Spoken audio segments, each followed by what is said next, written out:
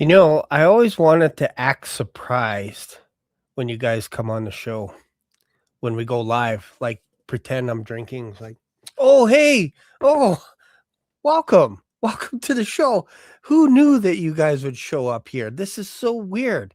It's almost like it was planned that we show up here every Sunday. So here's my surprise look.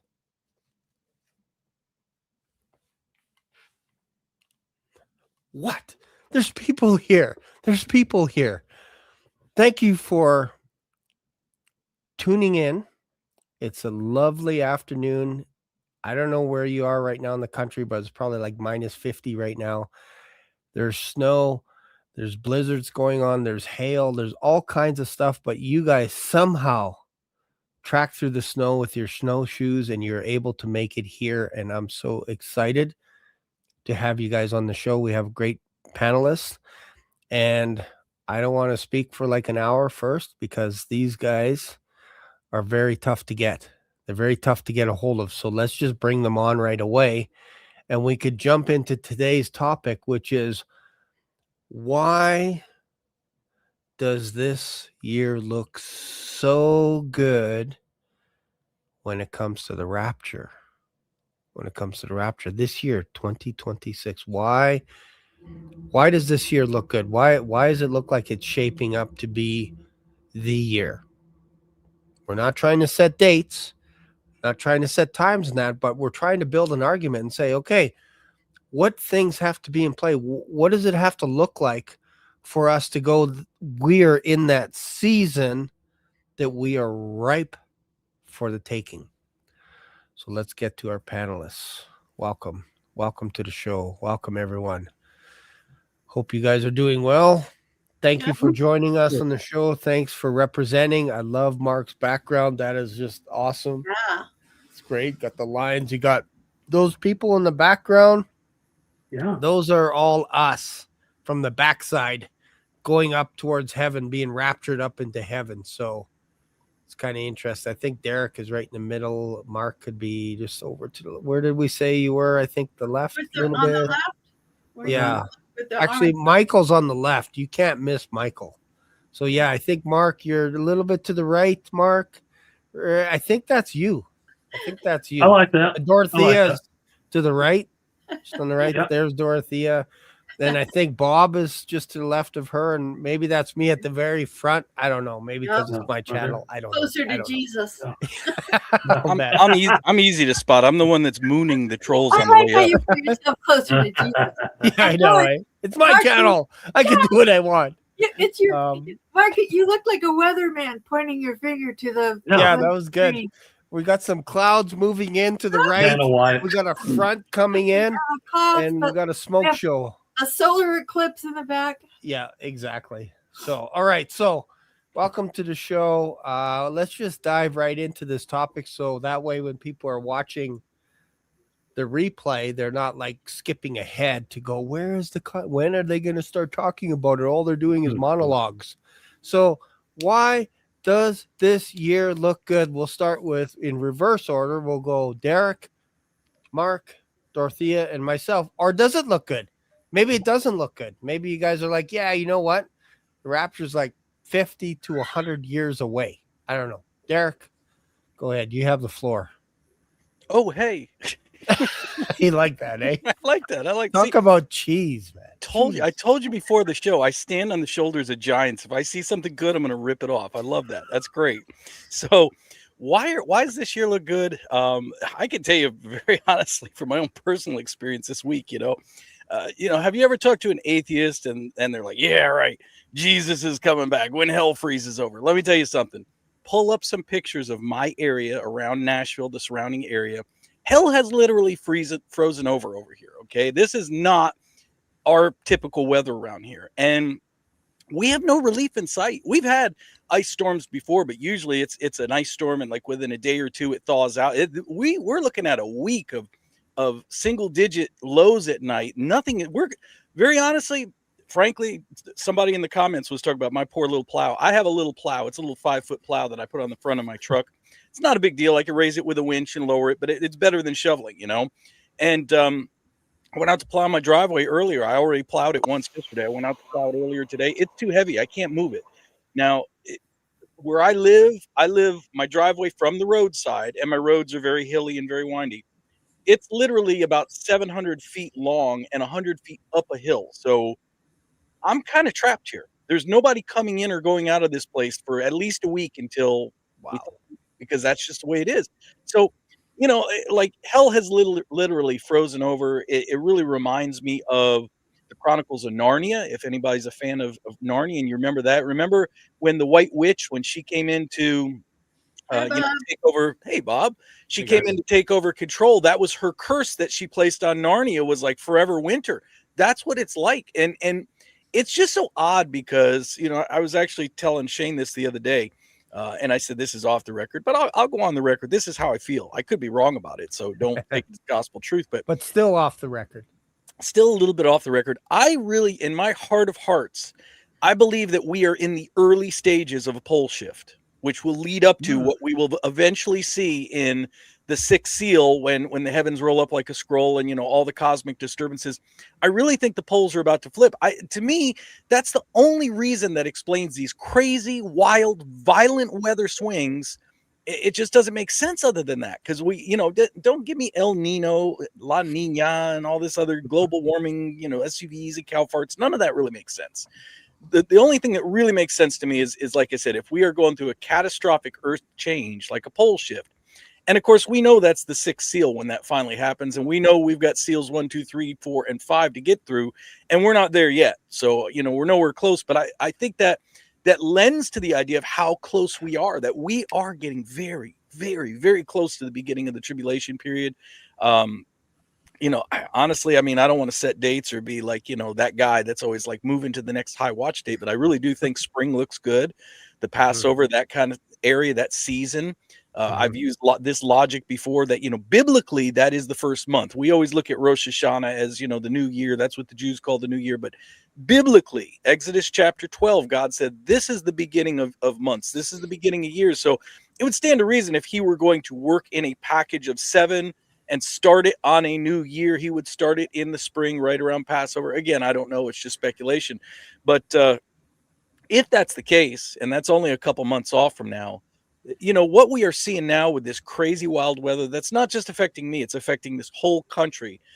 I think it may be one last big labor pain, one last big push, because I'll be honest, I've been struggling. I live by Romans 8:28, all things work for the good for those who love God and who are called according to his purpose. I was quoting that when I had my heart attack, last summer, in the ambulance, I was quoting that. But I struggle, watching this storm and the destruction and knowing all the people that are without power, all the people that, by week's end, I will guarantee you, I don't want to put this out into the atmosphere, but I'm just telling you the reality. You're going to have deaths. You're going to have a lot of elderly people that they're just going to find frozen in their apartments. And I struggle. Where's the good in this, Lord? Where is the good? But I know he's got his purpose. And I think it may be one huge last, labor pain, or maybe not last, but getting close to last labor pains. You know what I mean? So anyway, that's my cold open, pardon the pun. And I will be with you guys as long as I'm able. If all of a sudden things go dark and I have to leave, it's because my power went out. But so far, praise God, we've been like a little Goshen here in the middle of all this nastiness. Our power has stayed on. So Awesome. Thank you for that. And I'm just kind of curious in the audience here. So I appreciate that, Derek. Before we go to, we'll go to Mark, Dorothy, and we'll keep the best for last. Bob, welcome to the show. How many Canadians are on the show right now? Just type in AEH. Just type it in. I think there's one for sure. I know my audience is predominantly American, which is interesting when you think about it. I'm broadcasting from the tippity top, just a little bit above America, just a little bit above. Mark, welcome to the show. What's going on? Is this the year? Could this be the year? So I have been raptor watching since probably 4 years ago. And then, with the scriptures and the way the things the Lord had kind of opened up to me, when I understood the differences in the audiences and blah, blah, blah, blah, blah. And I don't use that to boast and brag. This is definitely the Heavenly Father. He could have given that to anybody. Anybody else could have seen that. But we know that Daniel 12:4, the Heavenly Father said he would open the book in the end times. You know, Daniel was told to fill them up until the time of the end. Knowledge would increase to and fro. And I believe what that's referring to is the bride coming together, because Dorothea has a piece, Derek has a piece, Bob has a piece, you have a piece, and I've got a piece. And when we put these pieces together, along with everybody else's piece, we can see a cohesive puzzle, right? The Heavenly Father, the Holy Spirit has revealed so much, not to just our group here, but so many others through dreams and visions, through the scriptures and so forth. And I mean, I like to call Luke's gospel the bride, and the bride's gospel. Jesus was on the road to Emmaus with the two men on the way to Emmaus, and he opened the book to them. And then when they realized, and it all came clear to them, Jesus vanished. And I think that's where we're at now with the bride. More and more things are being revealed to the bride. More and more things are being shared that are making sense now, but never did before. If that makes sense. And brother, I believe we're there. And I know Derek, he said he doesn't date set and move on to the next one. I unfortunately have. And we'll look at, and I'll give reasons as to why I feel this way. This is a scripture that seems to connect with such and such, and now moving forward into Passover, I mean, it's in the Gospels, for crying out loud. There are other things that were in the Gospels, but they weren't as well known as Passover, first fruits, unleavened bread, and so forth. So could it be that through God's infinite wisdom, mercy, and knowledge, just like how he planted in Matthew 27 the first fruits resurrection, and we have the spirit of the first fruits, could it be that this provokes the Jews to jealousy, because Passover is a massive celebration for them, and so many other connections as well with Passover. So could it be that Passover is speaking to the beginning of the age of grace and the ending of the age of grace? It sure seems that way. So could it be this year? God, I pray so, because just like Derek said with Romans 8:28, God works all things out for the good of those called to his purpose. I'm not sure how much good is left in this world. We're gonna keep trying to help as many as we possibly can, sharing the gospel, doing the thing. But I'm not sure what else is left for the bride to do. I really don't know. So this year looks great to me. Thank you for that. Appreciate that, Mark. Dorothea. Well, what I'm about to say all gives you credit, Shane, because you changed your background, and I said, well, I've got to change mine because it looks so horrible. So, so this I like it. You know what? It's amazing how something like that could happen, where you made me think I should change my background, and you won't believe what I came up with, a whole deep study. So I ordered online. I'll show you these pictures in the back here, if you can see them. I ordered these pictures, and there's 9 pictures for the wall. Well, every single picture has a Bible verse. Oh, nice. And this one's the only one that doesn't, and it has roses. So I was thinking of the Rose of Sharon. But every single one, all 9. So this one picture I didn't put anywhere. So because it was a horse. Oh, and yeah. I thought, oh, that's nice. And I love horses, had a pony and all that. But I thought, well. It's a white horse, too. Yeah. So this is what started my deep study for the new year, and for that, this could be it. Okay. So the verse on this picture is Proverbs 21:31. And it says, the horse is prepared for the day of battle, but deliverance and victory are the Lord's. So I was thinking, I'm going to look up about horses. So I looked up, and you won't believe it. Did you know that the Chinese New Year is coming up? the Chinese have a different time of New Year, just like the Jewish people do. The Chinese New Year is February 17th. And guess what? Every year they have like an animal as that symbolizes the whole year. Well, guess what symbolizes the Chinese New Year? A red, fiery horse. Oh wow! Are you kidding me? No. And this is all because of you decorating your studio. Wow. So this is the study, and it ties in with the red horse in Revelation. It's just unbelievable. Okay, so the first verse was the horse is prepared for the day of battle, but deliverance and victory are the Lord's. So when I looked, it says the Chinese New Year is this February 17th. The same night is the Ring of Fire solar eclipse. Mm. And I don't know, maybe some people won't know why it's a Ring of Fire solar eclipse.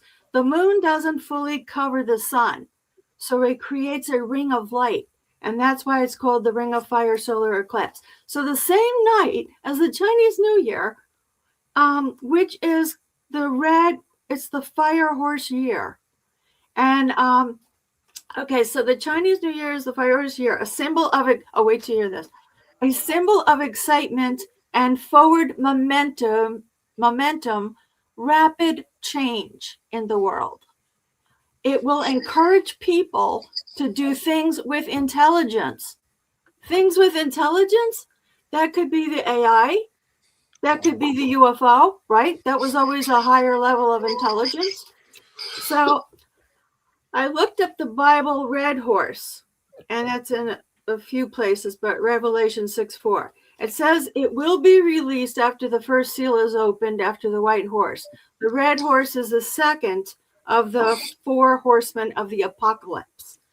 It symbolizes war, bloodshed, conflict, hatred, and the rider takes peace from the earth for people to kill one another.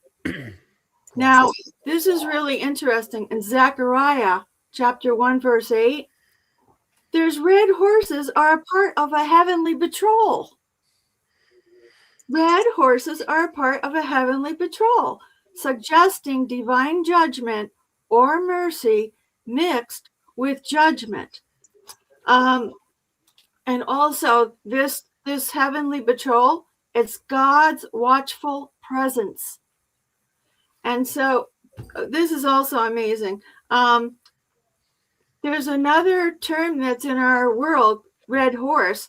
It's the United States Air Force elite combat rapid engineering unit. Isn't that crazy? It's called the Red Horse. I'll say it again. U.S. Air Force Elite Combat Rapid Engineering Unit. And then on top of that, a day after the New Year, the Chinese New Year, February 17th, a day after is Ramadan, 24 hours after the Islamic fasting month. Wow. All planned. Yep. Yeah. Holy smokes. That's a lot of demonic activity building on top of one another. It's compounding. That's what it's doing. Yes. And more blood. And, Islamic's about as satanic you can get. Okay. So it's all about blood sacrifice and all that stuff like that. So killings, death, and everything. So, yep. Makes sense. The enemy, I guess I can start talking now, right, Shane? Yes. You can continue. Okay. So yeah, the enemy, great research once again, Dorothea. Thank you, Bob. A lot of great stuff you're bringing to the table. Mhm. And a lot of great guys did a great job with your Greenland study and stuff like that. Thank Greenland's at the top of the map and top of everything that's happening right now. You got the old timers at CIA. They say the old timers, just if you want to know what's coming, just ask the old timers at the CIA. They just say, just watch where the carriers are going. You want to know where war is going to be? Just watch where the carriers are heading. That's Wow. interesting.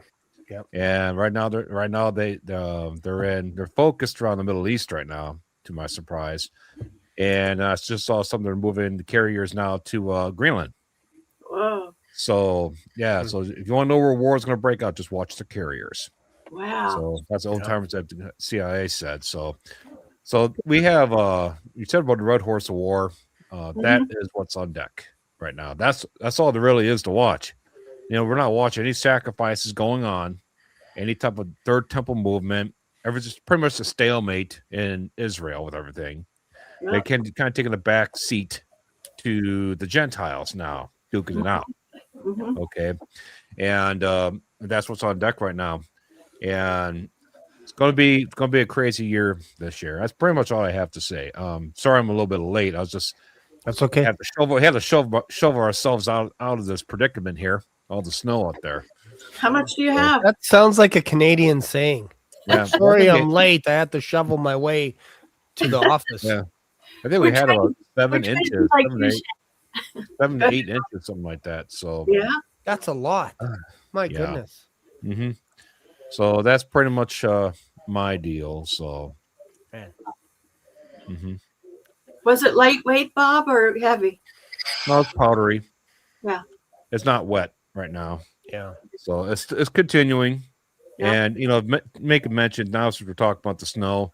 A lot of people are saying that this storm is not natural, and I believe it because they chemtrailed the crap out of this country over Yep. the last week. All right, and everywhere Snow that's won't bad, melt. It burns. yeah. And I was like, all of a sudden, these chemtrails just came out of nowhere, and this storm came right afterwards. So Yep. that's DARPA for you. Mhm. DARPA does all that stuff. Yeah. We have a good percentage of our tax dollars goes to support DARPA, and nobody knows what DARPA does. DARPA doesn't report nothing. They don't give their financials or anything. They're just like, hey, we do what we want to do. Leave us alone. Trump is scared of them. JD Vance is scared of them. Okay, all of them are scared of DARPA, right? And they just do what they want to do. They're the ones that are responsible for all the chemtrails and Yep. mass producing these storms. Okay. And so basically, why did they do the storm? Well, a lot of interesting theories I'm seeing right now is one, they wanted to produce product movement. So what happens when you start announcing a storm? What happens? They empty out all the shelves at the stores. You're not moving enough products because people don't have enough money. Just announce the storm is coming, empties out all the products. Corporations are happy. Yeah, we're making our money. Okay. So that's one reason why they do it. The other reason why they do it for the timing of like the protests and stuff like that in Minneapolis and to make things difficult for the ICE people to do their job. And then on top of all that, they usually wait till a weekend. It's just things I'm hearing right now. People are like, you work all week, but to and from work, and then you get a weekend to relax, and you don't get to relax because the government dumps snow all over you. So now you got to deal with that all weekend. Okay, so it's just nonstop. They just don't want nothing moving right now. Okay, and there's a lot of stuff happening right now with us attacking Iran, but the problem is our news feeds are being pretty much, no pun intended, being snowed over with the storm. So that's another reason why people think they sent this storm. Okay, and probably some other reasons I haven't thought of yet. It might come to mind later. But yeah, there's nothing natural about this storm at all. So, Man, I'm just looking at all the places that's getting bombarded with snow. And you know what's interesting? In the summer, I was I was all over this company called Rainmaker because of the flooding, some of the flooding in some of the areas, and they have contracts to be in those areas from the government, like from different individual states. They actually hire Rainmaker to come in and to obviously make it rain. And some of the wells, the water ducts, all this kind of stuff were already saturated. And all of a sudden, I forget the name of the town. This where was it called? Oh, just slipped my mind. But there was a town this summer that just got hammered with flooding, and I was talking about it for a while. It'll come to me. But they also produce snow. They help out Colorado as well, producing snow for the ski hills. So if it's really dry, they'll actually send their drones over these ski hills and produce snow unbeknownst to the farmers in the region in the springtime. They're like unaware that there could be a storm coming of snow melting and then flooding them out with their horses and all kinds of stuff that they have. So I never even thought about Where is Rainmaker? Because I had all his planes. I was figuring out where he was landing, where he was taking off, and all this kind of stuff, and watching people over my city make rain, because insurance agencies will actually hire these companies to make it hail just before it gets to the community, so that their cars and their houses don't get hit. So I kind of lost touch with Rainmaker. I'm curious to know, man, if he's in these areas where you guys are getting dumped on and it's heavy, like it looks freakishly weird, like this doesn't seem normal snow. I'm going to be all over it for you guys on your behalf. I'm going to be all over it. I'm going to be looking these guys up to see where they are at. And if I get a sniff that Augustus is over these areas with his drones, I'm going to be pretty upset. I'm going to be singing like a canary from the mountaintops. I'm telling you. Mhm. So, Bob, I don't know if you answered the question or not. Do you Hmm. think this is a good candidate this year for the Rapture? Oh, let me think. No, I mean, like last year was a pretty big deal. But the way today started, like with Greenland and all kinds of Venezuela and all that, like, man, last year what started everything was the Cybertruck in front of the Trump Hotel, fireworks. Right. Well, this year as a theme, this year is World War III. That's the theme this year. Okay, World War III and Trump's control of the Western Hemisphere. Right. That's what we have right now. So you have to ask yourself the question: will Trump be able to gain full control of the Western Hemisphere, where he can have his Trump utopia here with the United States, and achieve that without World War III? Mm-hmm. Because he wants that. Putin wants the northern half of the eastern part of the world, and China wants the southern half. Okay. Wow. Now Israel's in the mix of that. That's your Mhm. problem. If Israel wasn't there, then I would say, okay, they could do whatever one of them, doesn't matter. But Israel's in the mix of that. So that's your wild card. It's Israel, because the Bible talks about the king of the north coming down to attack Israel, and I totally believe that's obviously Russia, Putin. There are no other kings north of them. Okay, and of course south of them is China and stuff like that. And China is trying to get a foothold in Canada right now. I don't know if you heard about that. And here's the thing: we had the nuclear war began with China launching missiles from Canada. That's what I saw in dreams. One of the first nuclear war dreams I ever did an animation for, and they had missile batteries on the borders of Canada launching into the United States. So I'd like to be able to check that out, see if there's anything like that going on right now. All right. Do you guys remember that it was like the technology behind this weapon was just unbelievable. Like nobody could figure this thing out.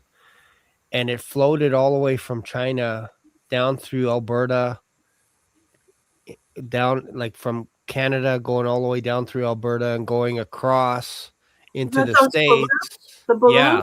Yeah. Okay. That ancient technology that nobody knew. It's like, well, don't shoot it down. It could destroy America. Like everybody was panicked. And they just left it for days until it went over, I think, I don't know if it was the Gulf or somewhere where they finally shot it down. And I'm like, how in the world we are so advanced? Like we want to go to Mars, live underground for hundreds of years so that we can live above the ground and have, I don't know, a desert region, I guess. But anyways, and yet you have these little balloons that come across and we don't even know anything about it. We're just like, well, this is kind of weird. And what's eerie about it is in World War II, Japan was sending these same type of balloons over to America from the Pacific. And what they would do is they would have bombs on them. And some of them didn't work, or most of them didn't work, because by the time they got to the land, the balloons just ran out of helium or whatever, and they just dropped in the woods. And there was one time, I forget the name of the family. They went to church, they came out of church, they went on a picnic, and their kids went off into the woods to play, and they accidentally detonated a bomb. Hmm. This was like in the 50s or 60s. So there are tons, shouldn't say tons, how about dozens of bombs that are on American soil from Japan because they were trying something. They're trying to use the weather patterns to bring over these balloons. And then here you go, a couple years ago, you see China doing the same thing with these weather balloons. I think, man, if you're talking about chemical warfare and you want to change our atmosphere, you send those balloons over, we couldn't touch them.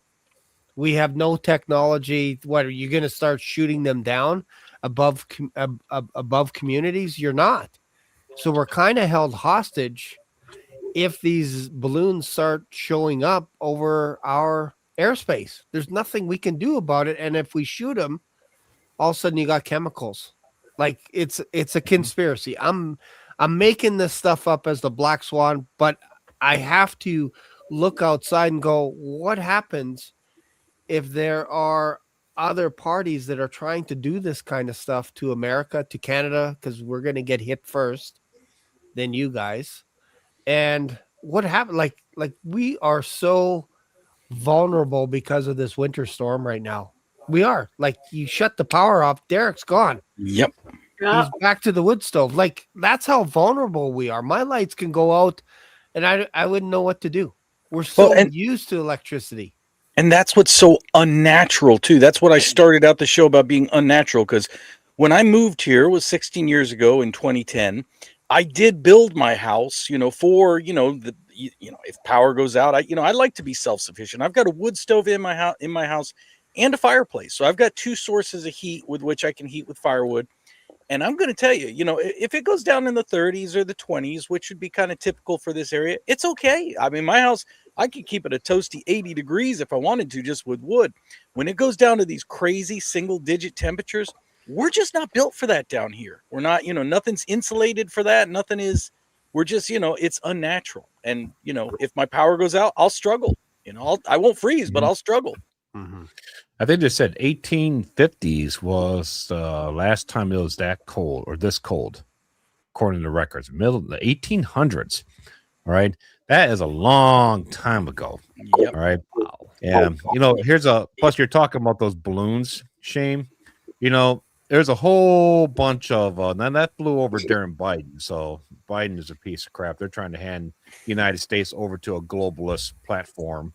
And they basically wanted, the entire world to take over America. That's what they want. They want globalism. That's what Democrats are. They're a globalist party. So anything is globalist. Get the illegals in here and all that stuff. Okay, so just understand that. Send the money out to all the world, and don't keep anything here for us. Globalism. All right. So with that being said, when that balloon flew over, could have been a China balloon, basically, and it went over nuclear installations. Oh, for sure. So it was scanning. So it could have been a Chinese balloon scanning all of our nuclear installation, our grid, and all stuff like that. 1, 2, it could have been a balloon sent by our own government scanning for stuff to take down our grid and points where they could be systematic about taking down our grid, attack points and stuff like that, and people gathering, and it's all a bunch of weird stuff. Okay. But here's another one people probably never thought about, and this is me just speculating, okay, going Black Swanee, right? That's okay. You're on the right channel for this. What if this was an atmospheric weather mechanism doing atmospheric reconnaissance for the Nephilim that are in the earth? Wow. And this thing is going over and checking out if they taking readings, doing everything, and it's just it's like nobody wanted to shoot it down. Mm-hmm. And it's crazy. Yeah. So it could have been something as crazy as that. Well, right. If we're talking about preemptive programming like movies, predictive program, yeah. None of us could talk tonight. I know, tongue tied. We're using a lot of big words right now. It's so, I know we're using 3 syllables. Sounds like There's a movie called The Man of Steel by Henry Cavill, starring Henry Cavill, and in it, General Zod tries to convert the Earth over so that they can breathe properly. And so when they got there, they all wear masks. And that kind of reminds me a little bit of Nephilim in some ways. They were trying to extract the DNA, the codex, if you will, from Kal-El. Shows you how much of a Superman nerd I am. But they wanted to extract the codex from Kal-El, and it didn't matter if he was live or dead. And they wanted to terraform the Earth so that the Kryptonians can inhabit it. That, to me, is predictive programming 101. Sure. Yep. That's the thing. You remember the Nephilim too? When they walked this earth, they had a lot more oxygen. It was a lot more oxygen dense up here. Yeah. Mm-hmm. Okay. It's the atmosphere is not conducive for them to live up here right now. That's They're used to that type of oxygen. They'll suffocate up here. Wow. So you have to think about that. So how are they going to be able to create an oxygen rich environment? And speaking of which, this is actually not a rabbit hole, but it's really interesting. Is you guys like seen those mountains that are like they look like huge, gigantic tree stumps that have been cut flat. Now you got my attention. Yeah, like Devil's Peak or Devil's Tower. Yep. Devil's Tower. Yep. And these things, I think there's like 20, Yeah, 25, like 20 petrified 20 of them, wood. something like that. They're all over the world. Mhm. And they're cut flat. They're level. You put a level on this thing, and they were just cut flat. And it said it's not erosion. Sorry, erosion is like this. Okay, so basically, what these were giant trees that existed on the earth during Noah's time, which was a very important mechanism for oxygen, like our trees today. But the trees were a lot bigger, which allowed greater amounts of oxygen to be in the air. So God said, well, these Nephilim need a great amount of oxygen, so let's cut the trees down. Okay, cut the trees down. That way they can't breathe the air. The oxygen will drop greatly, so they'll suffocate. Even if they survive the flood, they'll suffocate or have to go inside the earth. Either way, they cannot stay up here. Two, that explains why a lot of humans people think that Adam and Eve were a lot bigger at the time. Mhm. And they lived to be 900 years old because it was so oxygen rich because of the gigantic trees that went to the heavens. Yeah. And it's actually in the Bible that says where God gave the command for the angels to go cut down these trees. And it's in Enoch chapter 66, where it says that in those days, the word of the Lord came to me and said, Noah, behold, the lot has ascended up to me, a lot void of crime, a lot beloved and upright. Now then shall the angels labor all the trees, but when they proceed to do this, I will put my hand upon it and preserve it. Okay. So what happened? The angels labored the trees, cut them flat. Okay, it's probably an archangel with a huge sword, whatever. Yeah. But his hand preserved them, so that way they'll stay preserved and they're petrified. So that way we can see them. It's right there in the Bible. Yeah, that's interesting. Like in the book of Enoch. In the book of Enoch, you can read Yeah. it. So that's why we have So- these gigantic mountains that look like tree stumps. What's Right. interesting about that, and then we'll jump to Mark, is I did a bit of a deep dive on this a few years ago. You might be surprised about giant trees. And when all the people were coming over from England, a lot of them were like lumberjacks by trade and all this kind of stuff. And the first thing that they did when they showed up to Canada and America on the coast was they cut down all the giant trees, and there was no purpose for it. Wow. To the normal person. There was like to the lumberjacks. They're like, we don't know why we're cutting down these trees, but we have orders from the king or queen, whoever it was in charge back then, to cut all these giant trees down. And then they would take photographs of them. And I'm not a tree hugger, but when you see these photographs, you see soulless men. There's like 40 of them in a row on the stumps.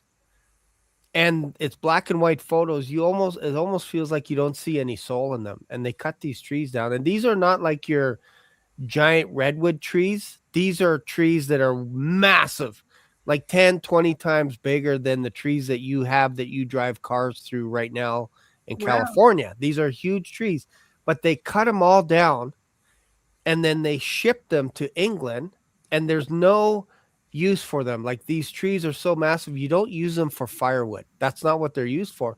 So instead, what they did was they built restaurants on top of these tree trunks.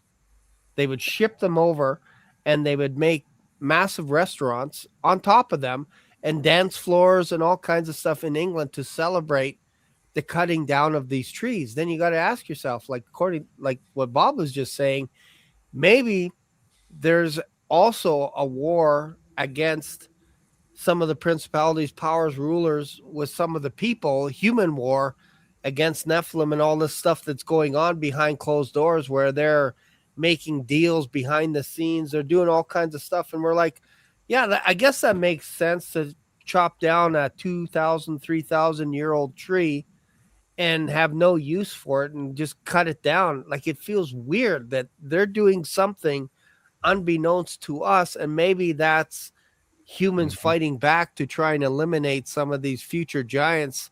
They're going to show up once again. I don't know. Shane, I think there's something more to it. I think Tree of Life. I think these. I'm in real estate, and I had a few people in my town. People in Europe wanted they were all trees from our state, and they wanted those trees. I'm thinking that these trees that these guys took down, that wood was sent over there, and there's energy there's something out of it. I don't know what, but there's something that came out of it, and it energizes them. Just like we know that, I'll have to say the blood word, but the blood, the people drink that because it energizes them and gives them new life. Well, I bet you those trees, and don't forget, everything goes back to the tree of life and the tree of knowledge. It goes back to Eden, right? He shall not surely die. Everything goes back to those trees. So Yeah. this is another symbol of trees. Another thing too is they have some predictive programming going on about these big trees. If you just watched Avatar, first one, remember that? Yep. And they blew that big giant. It's like a big tree that they're all living in. All the Nephilim blue beings, they're all living in this huge tree. Yeah. And then they blew up that tree. That tree came from. It took a long time. They made it so sad. And I was like, man, what's that all about? You know, I was like, I just started thinking, okay, what's the programming here? Yeah. Cutting down a gigantic tree. It's a whole green thing, but this thing was like a gigantic tree that they took down. Yep. And it was sad as can be. It was. Okay. Yeah. And I think that's probably some predictive programs that, hey, start respecting these big trees. Mhm. All right.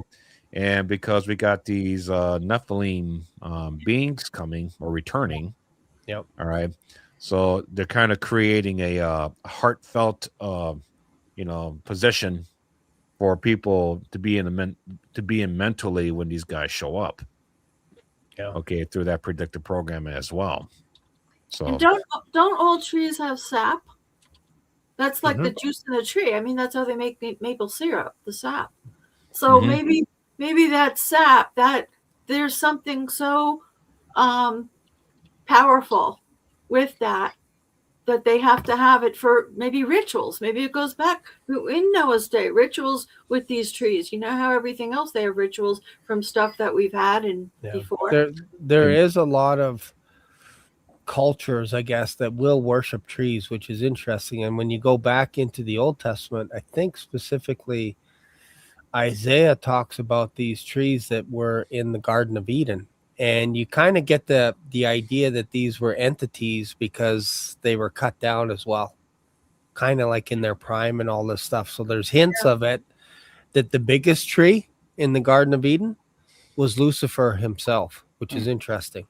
So like there's symbolism in there with these big trees, entities, whatever. Like there's something going on, because even cutting down trees in Lebanon, like how great is your fall? Like you can't help but see the symbolism there that there are powers, we would call them mountains, strongholds, all this kind of stuff, and it ties in with trees. symbolically or whatever, but there's something going on there that is, it feels like sometimes it's above our pay grade. But when you think about it, even in the book of Revelation, when the angels are coming down and they're starting to destroy things left, right, and center, the first thing that they go after is people. And God says, don't touch the grass. I don't know if he says don't touch the trees, but it's basically there's certain things not to touch and go after the people, like almost pointing it towards the people, which is interesting because I don't know what person would think that they're going to survive the tribulation. Like that they just think they can just, you know what? I appreciate everything that Jesus is doing right now and all the grace and mercy that he has, but I'm going to take my chances in tribulation. That's insane. You know, the other thing too, I'll make a quick mention about these trees that they're still here at the book of Enoch. I just showed you chapter 66. God said, I will preserve them. Why is God preserving them? My theory is he's going to bring those trees back because we'll need that type of oxygen environment back for the millennial reign for you to live 1,000 years. So he's preserving those trees. And I've seen these tree stumps come back. And they start growing another tree right up. A little branch comes up from it. So I think God has preserved these gigantic, like Devil's Tower and all that stuff, those gigantic trees. He's going to bring them all back. Well, they're probably pretty quick. Yeah. I don't think he's going to sit there and wait 500 years to grow. I think it's going to be like he walked there. Hey, look at that. You know, you bring it back up. Yeah. There is a verse in, I think it's in Job, where it talks about what you just talked about right now, about the idea that it doesn't matter if a tree is cut off. As soon as it gets the scent that there's water nearby, it starts to be attracted, whether that's branches growing out to find the water or whatever it is, and then it sprouts. You just give it water and it'll grow back. It's not dead forever. That's the interesting thing about tree trunks and all this kind of stuff. They'll lie dormant. You give it the right soil, the right water, the right atmosphere, whatever, they'll spring back to life. It's actually quite amazing. So that's probably why they're still there. And that's why God preserved them, not just for history, for us to understand about what happened, but to also bring them back. So that way we'll have an oxygen rich environment for the millennial reign. So that's why those big flat tree trunks are all around the earth right now. Yeah. That is interesting. I mean, why else preserve it? Why did God preserve it? Okay. I think that's what they're there for. So, and the thing is, what's going to happen during the tribulation, water, things changing. It's going to be whatever's going to happen is going to be bad for people, but it's going to be good for the earth. Because what happens to the third of the world, third crust of the earth, everything gets burned. Yeah. Right. Burning is actually good in the long run. Yeah, for forest, it's supposed to regenerate a forest. Yeah, you regenerate it by burning it. Yeah. Wow, I never thought about that. Yeah. So it's like a 2-in-1. It's a 2-in-1 for God. I could burn everything, kill everything that doesn't belong there. Yeah. And then at the same time, I could regenerate the entire Western nations and bring everything back and reactivate these trees with new nutrients in the ground and everything. Yeah. And besides, I think that's a great idea because you know how much crap is in our grounds now? Yeah. Thanks to the chemtrails, radon, all that stuff's in the ground. It has to be burned away. Yeah. Yeah. Well, here's a bit of a conspiracy on that note. Surprise, surprise. I was at a bird sanctuary the other day looking around and I'm looking around at all the trails and everything. And I'm like, oh, this is kind of interesting. Kind of weird that they have a bird sanctuary by the river. Cause I was like, I don't know. I'm not feeling it. Like I'm like, I don't see any birds. Like what's going on? But they're designating it as a bird sanctuary. And then you see photos that there used to be an oil refinery over that location. And what had happened since 1934, there was saturation happening with these oil facilities where they were actually seeping into the soil and going into the Bow River, which is one of the nicest rivers on the planet. And it went in and went south and started harming all the fields and all that. So what they did is they redesignated it to show that we're doing our part in Alberta and made that a bird sanctuary. And then across the river, they made a golf course.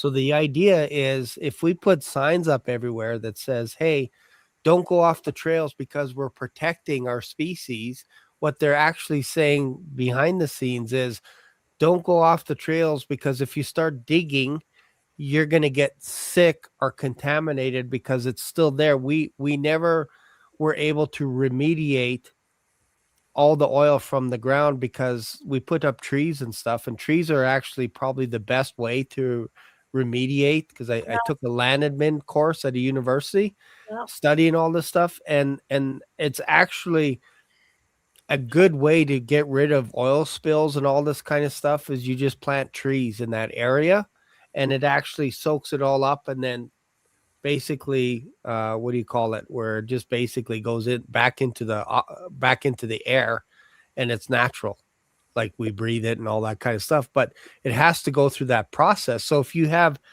massive trees, it doesn't matter what kind of an oil spill or whatever you have, it's going to clean it up right away. But we don't have trees like that right now. So imagine contamination from nukes, all kinds of crazy stuff that happens all over the world. You're going to need these big trees reactivated to clean up that mess and change the atmosphere so it is oxygen rich to live. So it's kind of interesting. So anytime you see a park, chances are there was probably an oil spill or some chemical spill, and they had to cover it up to make you think that they're taking care of it, but really they're not. They're just rezoning it. Nobody's allowed to live in this bird sanctuary for eons. You can't live there anymore. That should tell you something.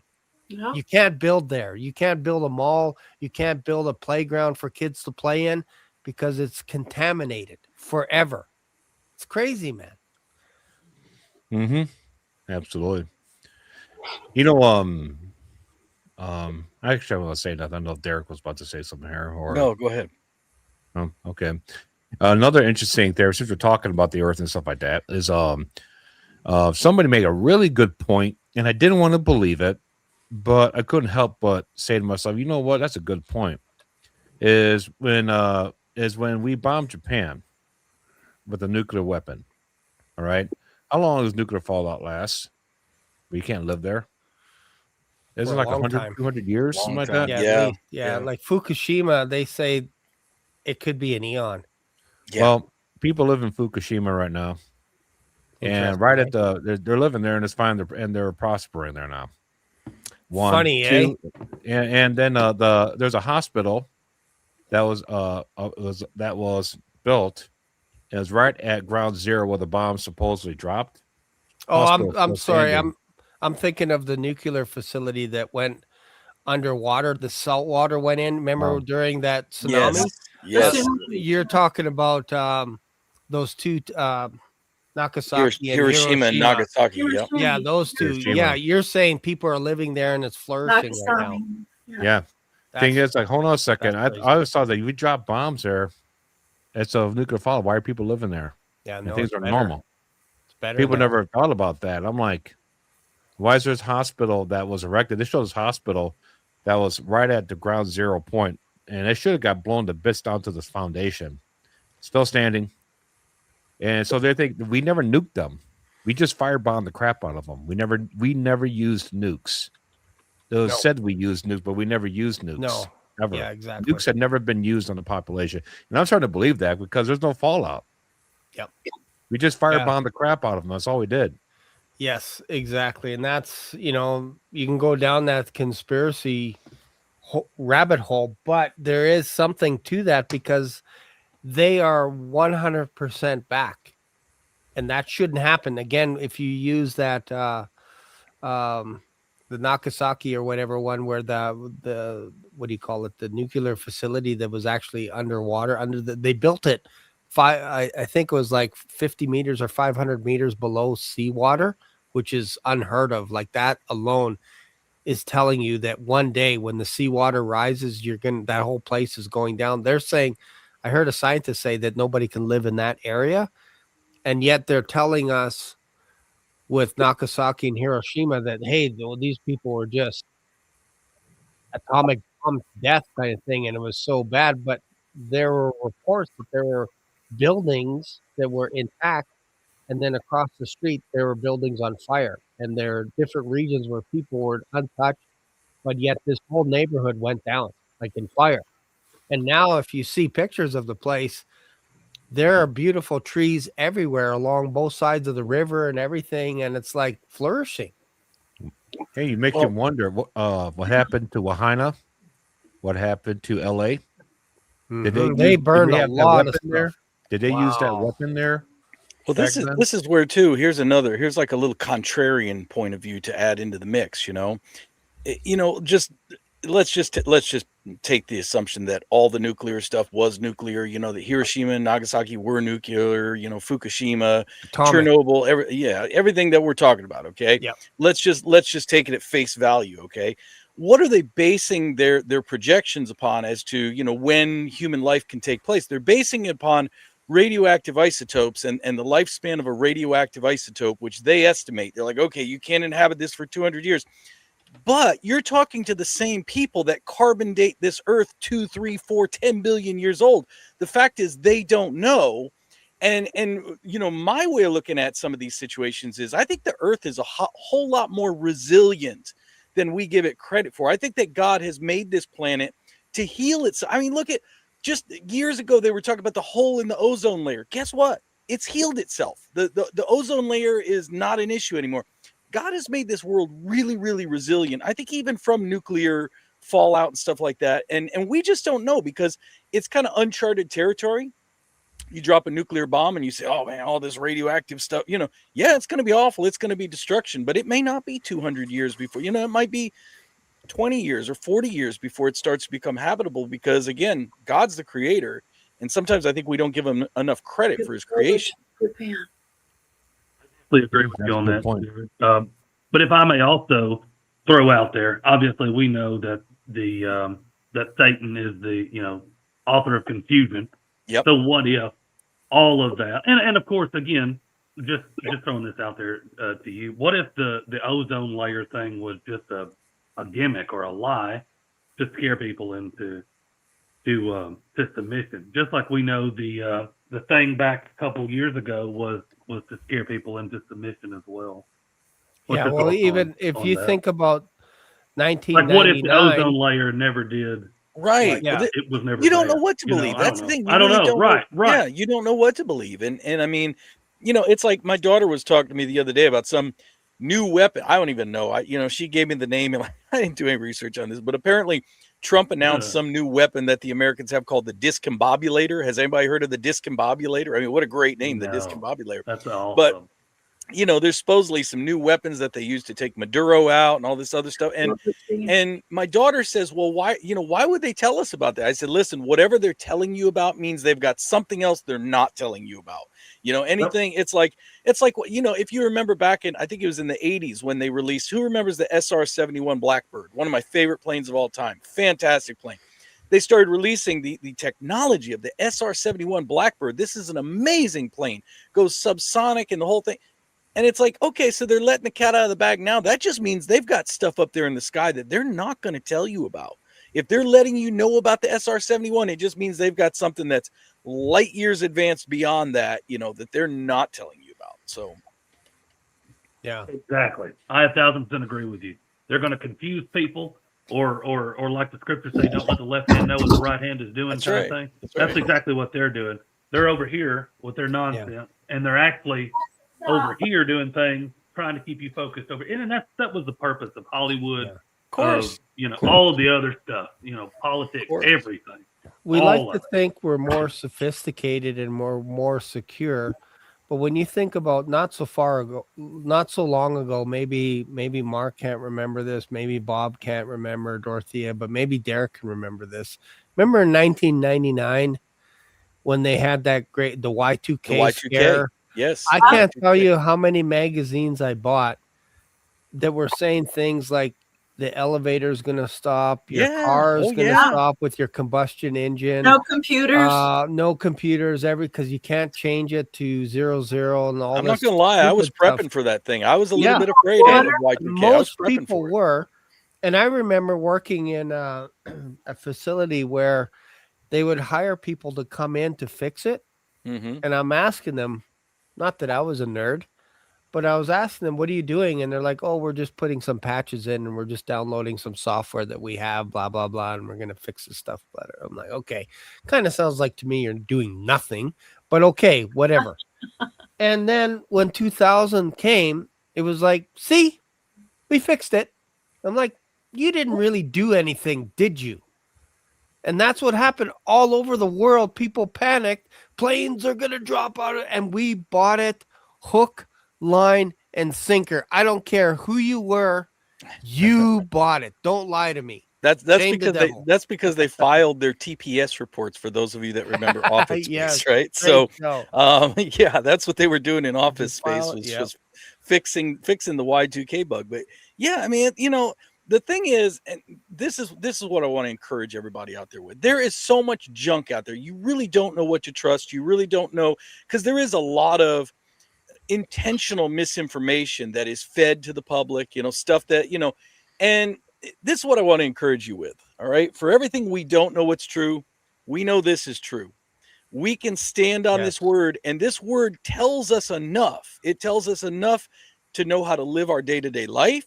And it tells us enough to have a framework to know what's coming in the future. We may not know exactly every detail, you know, when's the rapture going to happen, or how exactly is the Antichrist going to rise to power, who the 10 kings are. We might not know every single detail, but we know enough Yep. that we can structure our lives around this book. So no matter what else, what other lie the government's telling us, whatever lie the media is telling us, stick firmly to this word. It is your guidebook to life, and it will lead you all the way to the end safely. Yes. And here's I just want to play this quick video here because We're only halfway through. Let's go. Where is that turkey anyway? I figured he'd have been on here with us. I know we're halfway through. But yeah, so that why does this year look good to me when you see Trump doing all his kind of crazy shenanigans? You see our government in Canada doing all kinds of crazy stuff, trying to Yep. get rid of the Bible. Like there could come a time where if I start going verse by verse through the book of Ecclesiastes, I could end up in jail for hate crimes. It could happen. Yep. And it could happen this year. That's how crazy things are going on in Canada. Canada's making deals with China, which is ticking off Donald Trump. And I'm like, it's not me, it's him doing it. But some of the things that our prime minister is saying, I'm like, you know what? I kind of agree with what you're saying on some days, whereas before I would never, because there are some things that Trump is doing to Canada that's egging us on to kind of form partnerships to try and get our oil elsewhere. Because if you guys aren't buying it, and we got the exact Yep. oil that you guys need for your fighter jets and everything, and China's saying we'll take it, I'm like, sell it. If Well, it you makes know- all of us better, sell it to China because they want to take it, and now know- we're the enemies. Here's another thing though, and this ties right in. This ties exactly into your subject of this show, why this year looks so good. And I don't mean to blackpill anybody. This is going to come across like I'm blackpilling you. I am not blackpilling you. This should actually be a white pill. This should actually give you a whole lot of hope. What's for the this year. definition of black pill? I've heard of red and blue pill. Black. All right. So you know red and blue pill from the Matrix. Black pill is there's no hope. There's just no Oh, hope. Okay. And what I'm going to say is a little bit of a black pill, because there, in a certain sense, there is no hope in this world. Okay, I have come to the personal opinion, Trump is just, you know, it's two wings of the same dirty bird. Okay, we had Joe Biden, everybody couldn't stand him and couldn't stand the Democrats. They put Trump in. We are a year into his term. Nobody has been arrested. Nothing has been done about any of the tomfoolery that's been done under Joe Biden. It was all a bunch of talk. It was all a bunch of hot air. You know, he's signed a bunch of his executive orders. That's great. Yeah. But in essence, nothing's really been done. And what's going to happen? People are still hurting in this economy. What's going to happen is they're going to get creamed in the midterms.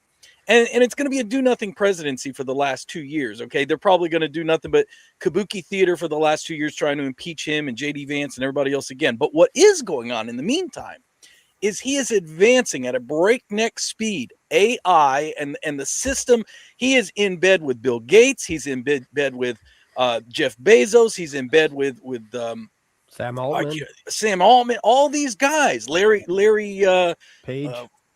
yeah, all these guys, all these tech guys, these guys that couldn't stand him 2 years ago when he was running. Now all of a sudden they're all chummy. They're all buddies. And the reason why is because it's all both sides, Democrats and Republicans. All they want to do is put all of America in a cage and control them. Yeah. And it's like, okay, let's work together, guys. Democrats, Republicans, we'll put on this big show. I hate you, you hate me, but at the end of the day, we're all working together Yeah. to throw America in a Yeah. cage. Because once America's in a cage, we can put the whole world in a cage. Once we are taken out, the rest of the world will fall like dominoes. That's what's going on. And so, you know, all the Christians out there that thought, well, let's vote Trump in, it's going to stop the crazy. It slowed the craziness down. It put the brakes on it. But behind the scenes, he is advanced, and everything he's doing with the Board of Peace, and the Middle East, he is advancing the prophetic agenda way more than Biden ever did. But nobody talks about it because everybody's thinking, well, we're just going to another couple months, and we're going to see America's going to be great again. That's another reason why 2026 is a wonderful year for the rapture, because like I said, things are right now, it's a crazy train going down the tracks, but nobody's talking about it. None of your Christian leaders are talking about it. There's a few, like if you listen to Pastor Billy Crone, he'll call it out. You know, there's a very few, but nobody's really calling this thing out and calling it what it is. Just saying, look, Trump was a big Trojan horse that got in there, and he's advancing the one world agenda just as fast as Biden did. He's just doing it in a different way. For sure. And if you Yeah, think I would about agree with it. if you think about the idea of this year being an amazing year for the rapture, you can't help it by just looking around you. You can't help it. And as a black swan, this is fertile soil for a black swan event. When you get enough people saying it cannot happen this year, Yep. that's when I start looking up, because you want more people to say, Shane, you're crazy. This is impossible. We're doing so good. Peace is everywhere. Those are the magic words that you want to hear. Yeah. People seeing peace and safety like never before, because we know what happens next. I mean, I listen to there's a guy that I listen to. He's a conservative, has a conservative show, does a podcast. His name is Steve Deace. And the guy is politically really, really smart. And he's a Christian. He does have, a panel of people on his show. He's got one guy that's a Catholic, another guy who's Reformed. They don't really represent the dispensational view. They actually kind of sort of poo-poo it a little bit, in my opinion. But for the most part, he's really smart. And he was on there the past few weeks.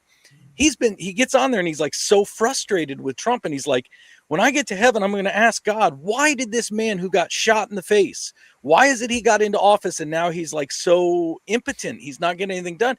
And if I could talk to him, I want to scream through the podcast and say, Steve, it's Occam's razor, dude. Just use Occam's razor, which is to say the simplest explanation must be the truest explanation. Occam's razor says whatever went on with him getting shot at that rally, you can believe whatever you want. Some people don't even think that was real. I don't even want to go down that road, but you believe whatever you want, whether it was real, whether it wasn't real. Either way, he's on their side. Either way, somebody has gotten to him in the first term. Now, maybe you might argue in the first term. You might argue that 2016, he kind of came in, he was a businessman. But while he was in there that first term, by the time COVID hit, they got to him. And so he made all these promises. He was going to reform everything. Well, the proof is in the pudding. It's been a year, dude. Nobody's walked a perp walk in handcuffs. And nothing is happen. Trump, you really haven't changed anything that the Democrats cannot undo when they get back into power. So Occam's razor then tells me he's not serious about this. No. He talked good talk. I want to build upon what Derek's talking about. A good meme I saw was 3 kids were standing in the kitchen and they had 2 lobsters fighting each other. Okay. And one kid was labeled Illuminati. One kid was labeled Rothschild, rich families. The other kid was labeled the CIA. And the 2 lobsters fighting each other were the Republican and Democrat Party. And they're cheering on. Okay.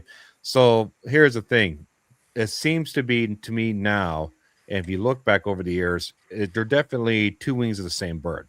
Yep. But they have a purpose why they're in power. For example, when you had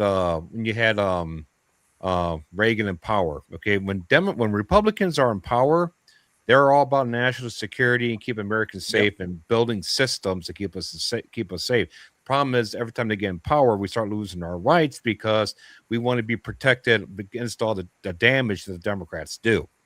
So that's what happened. Republicans getting power. So that was like Reagan, and then Reagan, you had Clinton. Clinton gave away all our money. He did a lot of bad stuff, sent our money Yeah. overseas, and did all that stuff. And we were all like, hey, that's our stuff. Republican, and here comes Bush. Hey, I'll bring it all back. But we got to change, and we got to institute the internet and do all this stuff. You're going to lose your rights.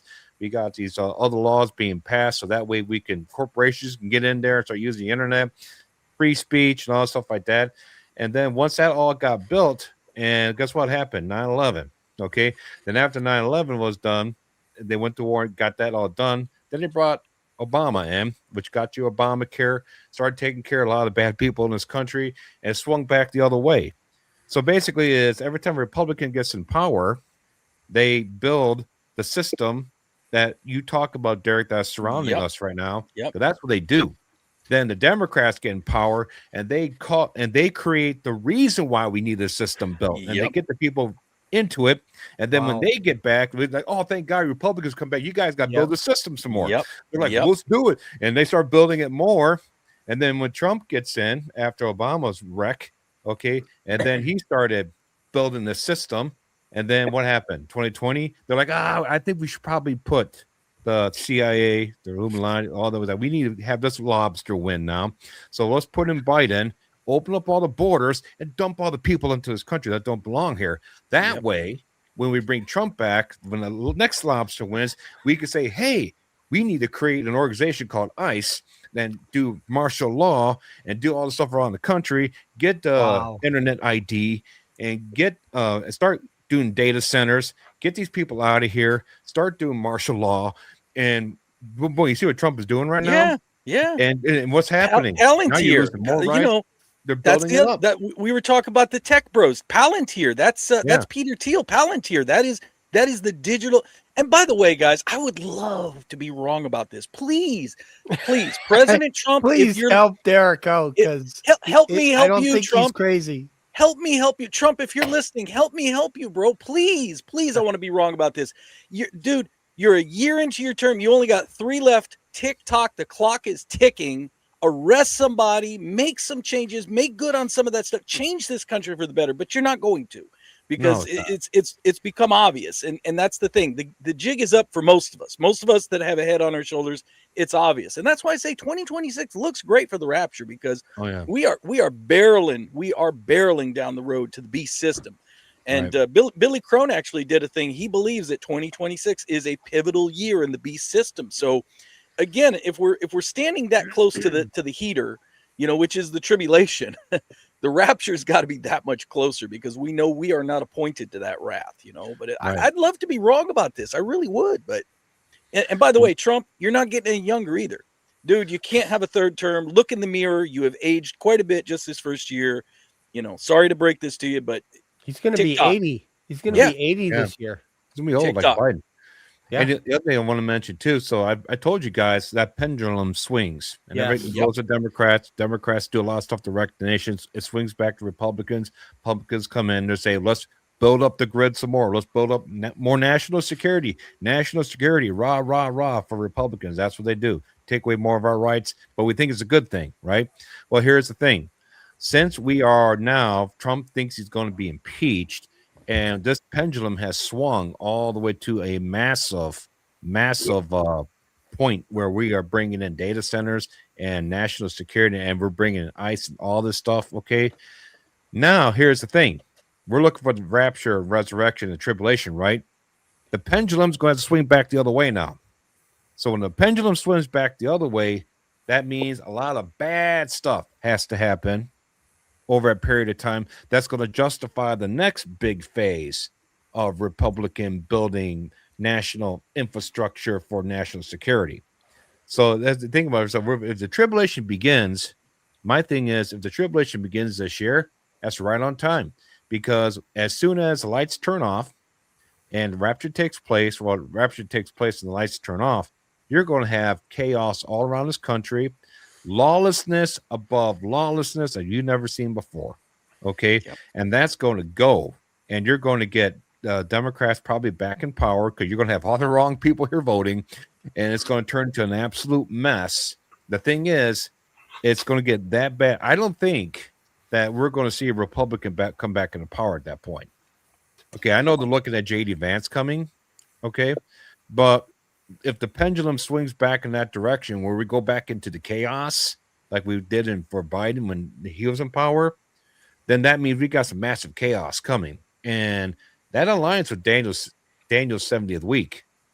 And then what happens midway through the 3-year period, 3.5-year period, you're going to have those who, if our Congress is still around, it will swing back the other way, where it's like, hey, United States is a mess now, man. This is bad. This is really bad. People killing each other everywhere in the streets. We need some massive takeover now of the government for national security.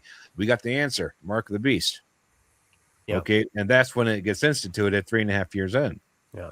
So it seems like the pendulum is swinging right If on I time. can make a bit of a black swan prediction here, this is probably the only place that you'll ever hear this on this. This is why you guys are here. If I were to predict who your next president would be, I would drop Sam Altman into the hat first. That'd be the first guy. He's in charge of AI, open AI, all this kind of stuff.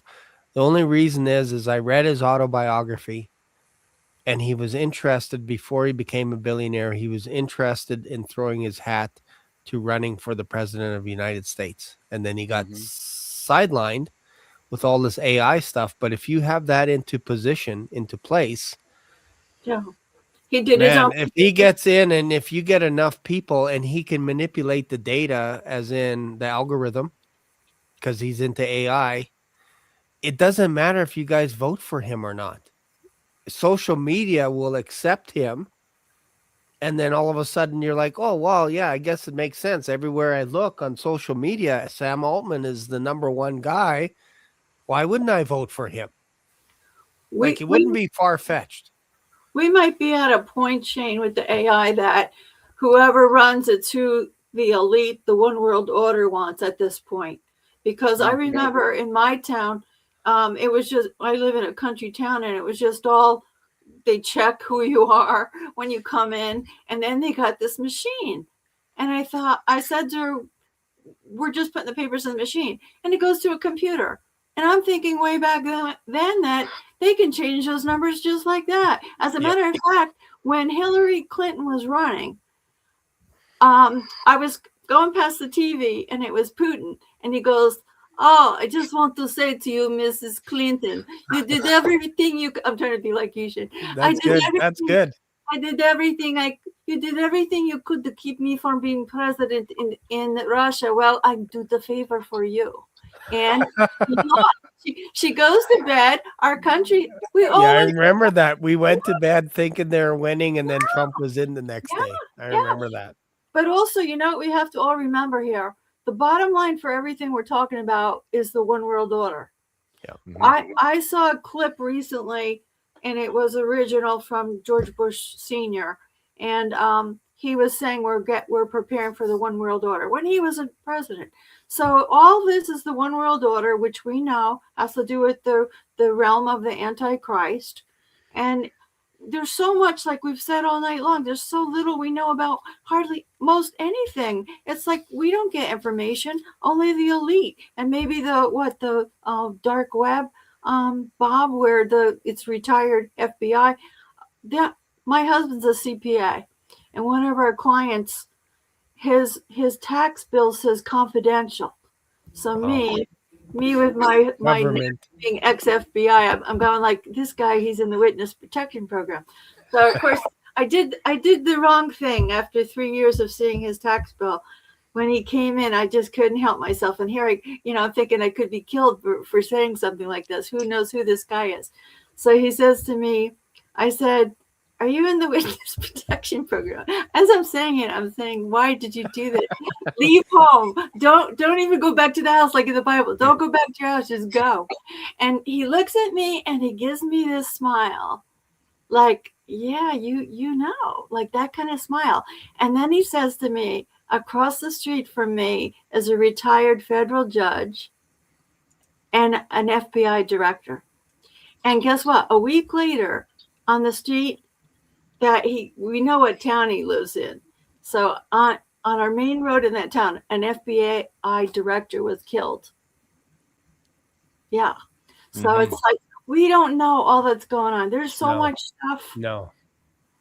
Right. No, it's crazy. And I'm trying to make the point that just because you guys have another president doesn't mean I'm here. We could be raptured before that. I'm just saying if you do have another election, that's the guy that I would say could be because of AI manipulation that he would get in hands down. And I think Sam Altman is a runner up to be the Antichrist as well. I will be as bold to say that just because of all his ties and how he's able to manipulate one organization after another into getting them to do things. And when they turn around, they're like, I can't believe I did that. I can't believe I made this deal. And they keep saying it. It's kind of like he comes in under the radar. Yeah. And then once we give him something, control, he turns on us and we didn't see it coming. They're all saying that about Sam Altman. This is not something that I'm just making up. You know, then come to think about it, I kind of I mentioned about the pendulum swinging, right? Yeah. And if we're at that point right now, we got massive government national security things being built, what Trump's doing right now with the ICE, building the ICE army, which Derek made a great point that if the wrong people gets a hold of this army, they're going to be turned against Christians. Okay, let's just be frank. Okay, but be it as it may, things are being put into place by Trump right now that we are thinking is good for our national security. But when this thing swings back the other way, all right, I notice that every time it swings, when it goes to a new position, it always gets worse on the other side. So it gets worse and worse and worse and worse. So when it swings back, when I think it's going to be during the tribulation, how about this? What if it swings back after this and it's not a Democrat that gets in the office or anything like that? It's the guys in the ships that show up that set up a Nephilim government on Earth. You know, you humans tried governing yourselves all this time, and now you got all this corruption. You can't touch them. Nobody's been arrested, right, Derek? No one's been arrested. But guess what? We can come here. We can clean all that stuff up. We'll get all these corrupt people. We'll execute them right in front of you, and we'll clean up everything here. Who wants to be ruled by us? They're like, and everybody on the planet is going to be like that because they're tired of all of our leadership. They'll love to see them lined up at a whatever and have them all taken out. They love to see that. So if these guys show up in ships, I don't think there's going to be an election. They're going to be like, why don't we have these guys rule us? That I like that idea. Yeah, they're also offering us free energy. They're giving us this mark on our right hand so we can live forever and be healed of all of our disease. I could grow a new leg. Then I would say Sam Altman would be the runner up to be the false prophet because of AI and all that kind of stuff. If you have an antichrist or some creature that's maybe a hybrid between human and not, something weird is going on with this antichrist figure, because remember, he doesn't go to the great white throne judgment, nor does the false prophet, nor does the devil. So that tells you something right there. They get punted. They do not get to pass go. They do not get to collect $200. They go straight to the lake of fire. And as far as I know, they're the only ones before the judgment, other than I think the devils that are being chained underground right now, waiting their judgment because they did something evil with women once upon a time ago. According to Jude, they're waiting their sentencing. But the lake of fire was actually created for the devil and his angels. It wasn't created for us. But there will be people that will side with the devil and his angels and take the mark, and they will be assigned, judged, to go into the lake of fire. And there's eternal separation. Whether you think about annihilism or barbecued forever, which is what I lean towards, they're being deep fried for eons, and they're not coming out. There are some crazy people that are saying the devil will come back and he'll be restored, and it's because they don't believe in torturing and suffering and all this stuff. And it's like, you have your chance right now. You have your chance. I talked a little bit in my video this morning and yesterday talking about one taken, one left behind. if you agreed with me that that's hinting towards the rapture and I proved it in there, if you don't agree with me, that's fine. What you can't disagree with is there's two parties. There's a group of people that are either staying or going, and there's a group of people that are staying or going to get punished somewhere. So you got two groups, good and bad. The debate is, are the good people going up, or are the bad people being removed, and then the good people stay for the millennium, or do the good people leave and the bad people get cooked because of all the tribulation and everything like that? That's fair to have that argument. But somebody's going to get judged eventually. Somebody's going to get judged. And there's no turning back once you take the mark of the beast. You can't argue with me on that. Yep. You can't say, well, I'm going to take the mark, but really my heart is for Jesus. Yep. I love the church, but I'm just taking the mark. You're going to be really, really disappointed. So what we're telling you right now is the age of grace. You have a choice to disobey God right now today. You have that. And you could also come back to him. You could do that tomorrow and the next day and whatever, as long as we're here. I don't recommend that as any type of therapy, but you can do it.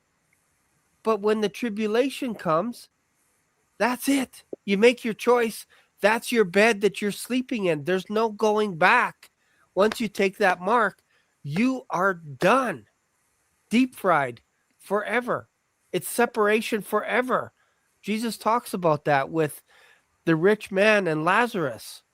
The rich man had his life. He had his chance now, and then went into this area where he was so thirsty, was begging Abraham to allow Lazarus to cross over the chasm to give him a drink of water. And Abraham said, no, it's impossible. You can't cross this gulf. And then the rich man said, well, maybe you can preach to my brothers and somebody. If somebody were to come back from the dead and share with my brothers, maybe they will be saved. And Abraham said, they have the scriptures. They have Moses. If they don't believe Moses, they're not going to believe if one were to come back from the dead. That's what's going to happen during the tribulation. You think you're going to make a decision then to accept Jesus Christ? I'm telling you, your fate is already sealed today if you ignore him, because you don't know you're going to die tomorrow. You don't know that. Nobody knows. I don't know when my time here on earth is passing. I don't know when I'm going to pass away. I don't. Derek, Bob, Dorothea, Mark, nobody knows. Nor do we know when Jesus Christ is going to come. But I promise you, when he does come, he's going to be looking to see who is faithful to him. Yep. And there's going to be a separation there. Yes. A parting of the sea. Yeah. Sheep and goats. Your options get a whole lot more limited once that rapture happens. Your options are a whole lot more limited. You know, it's funny because I used to think with the mark of the beast, when I was a baby Christian, I can remember, you know, Jesus said, remember he said, you know, like if your hand offends you, cut it off. It's better to go into the kingdom of God, you know, missing a hand than your whole body to be cast into hell. He talks about your eye. If it offends you, pluck it out. It's better to go into the kingdom of God blind. I remember reading that scripture and thinking, maybe that applies to people that have buyer's remorse, that took the mark of the beast in their right hand and thought, you know, I really messed up, you know, all right, I'm going to cut my right hand off. You know, God, please forgive me. Because, you know, we know that God has so much abundant grace. And so I used to think that, but you know, honestly, I don't think that applies at all. You know, that was a good metaphor, but it doesn't apply at all. The mark of the beast, the more and more that I understand it, it's a one-way street. And once you take it, you've lost all hope. And I am firmly convinced, I think it has to do with transhumanism. I think that when you take that mark, you know, because we hear, like you're saying, you know, they're planning on trying to extend life, trying to, you know, keep you from aging, keep you from dying. I mean, this also explains in, I think it's Revelation chapter 9, when those, you know, weird little creatures are released from the bottomless pit. And it says men will seek death in those days, but death will flee from them. Yes, well, why do you think that is? It could be because genetically, you know, you've manipulated yourself to, you know, withstand a lot more than a normal human would. And that's kind of the trade-off there, you know? So your options become a whole lot more limited once the rapture happens. And like I said at the beginning, you might be an atheist out there and you might think, yeah, the rapture is going to happen when hell freezes over. Well, guess what? Look at Nashville and the surrounding area. This is like hell freezing over. It's like a war zone around here. There are huge trees. We were talking about trees earlier. You know what? A new one I've heard on the news. I've never heard this my whole life, and I've been through winter storms before. Watch out for exploding trees. That's all that's in the news. Watch out for exploding trees. Trees are exploding because they're freezing on the inside and then popping open. I mean, it's crazy. So I think we're really close, and your options are going to be much more limited once it happens. So don't wait. Don't sit on that fence. The fence is the devil's property, right, Bob? Mm-hmm. Absolutely. The interesting thing, I was just watching, hold on a second. But I was watching a video today. I recommend anybody go watch it. Barry Scarborough did a great video today where he was talking about CERN. Okay. And he did a great video today. I'm going to try to mention a few of the main points that he talked about. It's like 18-minute video. But speaking of the rapture, while we're talking about it, you're going to like this. Okay. This is pretty cool. So basically the video mainly was about the scientists at CERN. Okay. And basically what they're going to do, what's about to happen, the scientists at CERN said that there's about to be a major shift in the vibration of the earth, the human resonance of the earth, and the human vibration of the earth is about to shift very soon. And it's going to shift from basically to fourth density. And basically in humans right now, we probably vibrate around maybe 5 hertz to 100 to 300 hertz, give or take, parts of our body and stuff like that. But in fourth density, that's 144,000 hertz in fourth density.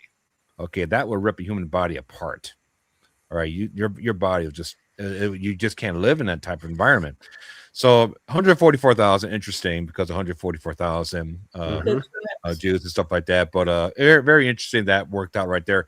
But be it as it may, so basically the CERN scientists, and because of CERN, whenever they're going to do what they're going to do, the earth, the human resonance will shift to a fourth density, which and here's the key thing. This is what the scientists said.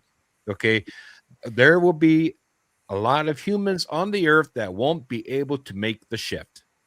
Keywords, they won't be able to make the shift when it shifts to the next density. So what will that cause them to do? Disappear. It will cause them to disappear. That's what the scientists said. So basically, when we go to the fourth density or the fourth turning, was what they call it, humans will disappear from the earth because they just weren't ready. Mm-hmm. They just didn't have the right frequency going on. They didn't have the right mindset, whatever. Okay, basically, they were Christians. They believe in Jesus Christ, and they're born again in the Holy Spirit. That was their problem, why they couldn't make the shift. So this is why they disappeared. That's what they're going to say, and that's how they're going to try to explain away why we all disappeared, because we all worship Jesus. Wow. Okay. So we weren't vibrating properly because we were all Jesus lovers. Mm-hmm. Instead, we should be listening to these new space buddies showing up. And basically, the space buddies will show up. My theory is the space buddies show up when the earth, the human resonance, goes to 144 hertz. And it makes that shift in the human resonance. And now everybody's going into fourth density. And it's a fourth density type environment on the planet. And that's when they show up and say, hey, congratulations, your world shifted to fourth density. We're your space brothers here. We're here to guide you during this amazing time, So, and what happened to all these Christians? Why is all the Christians that disappeared? Well, they weren't vibrating quite like you guys were, because they were forgiven of their sins and you weren't, but it's interesting though, that is what the scientists are saying. So you're telling me, if you're a person that's on this platform, say rapture doesn't exist. That's post-trib.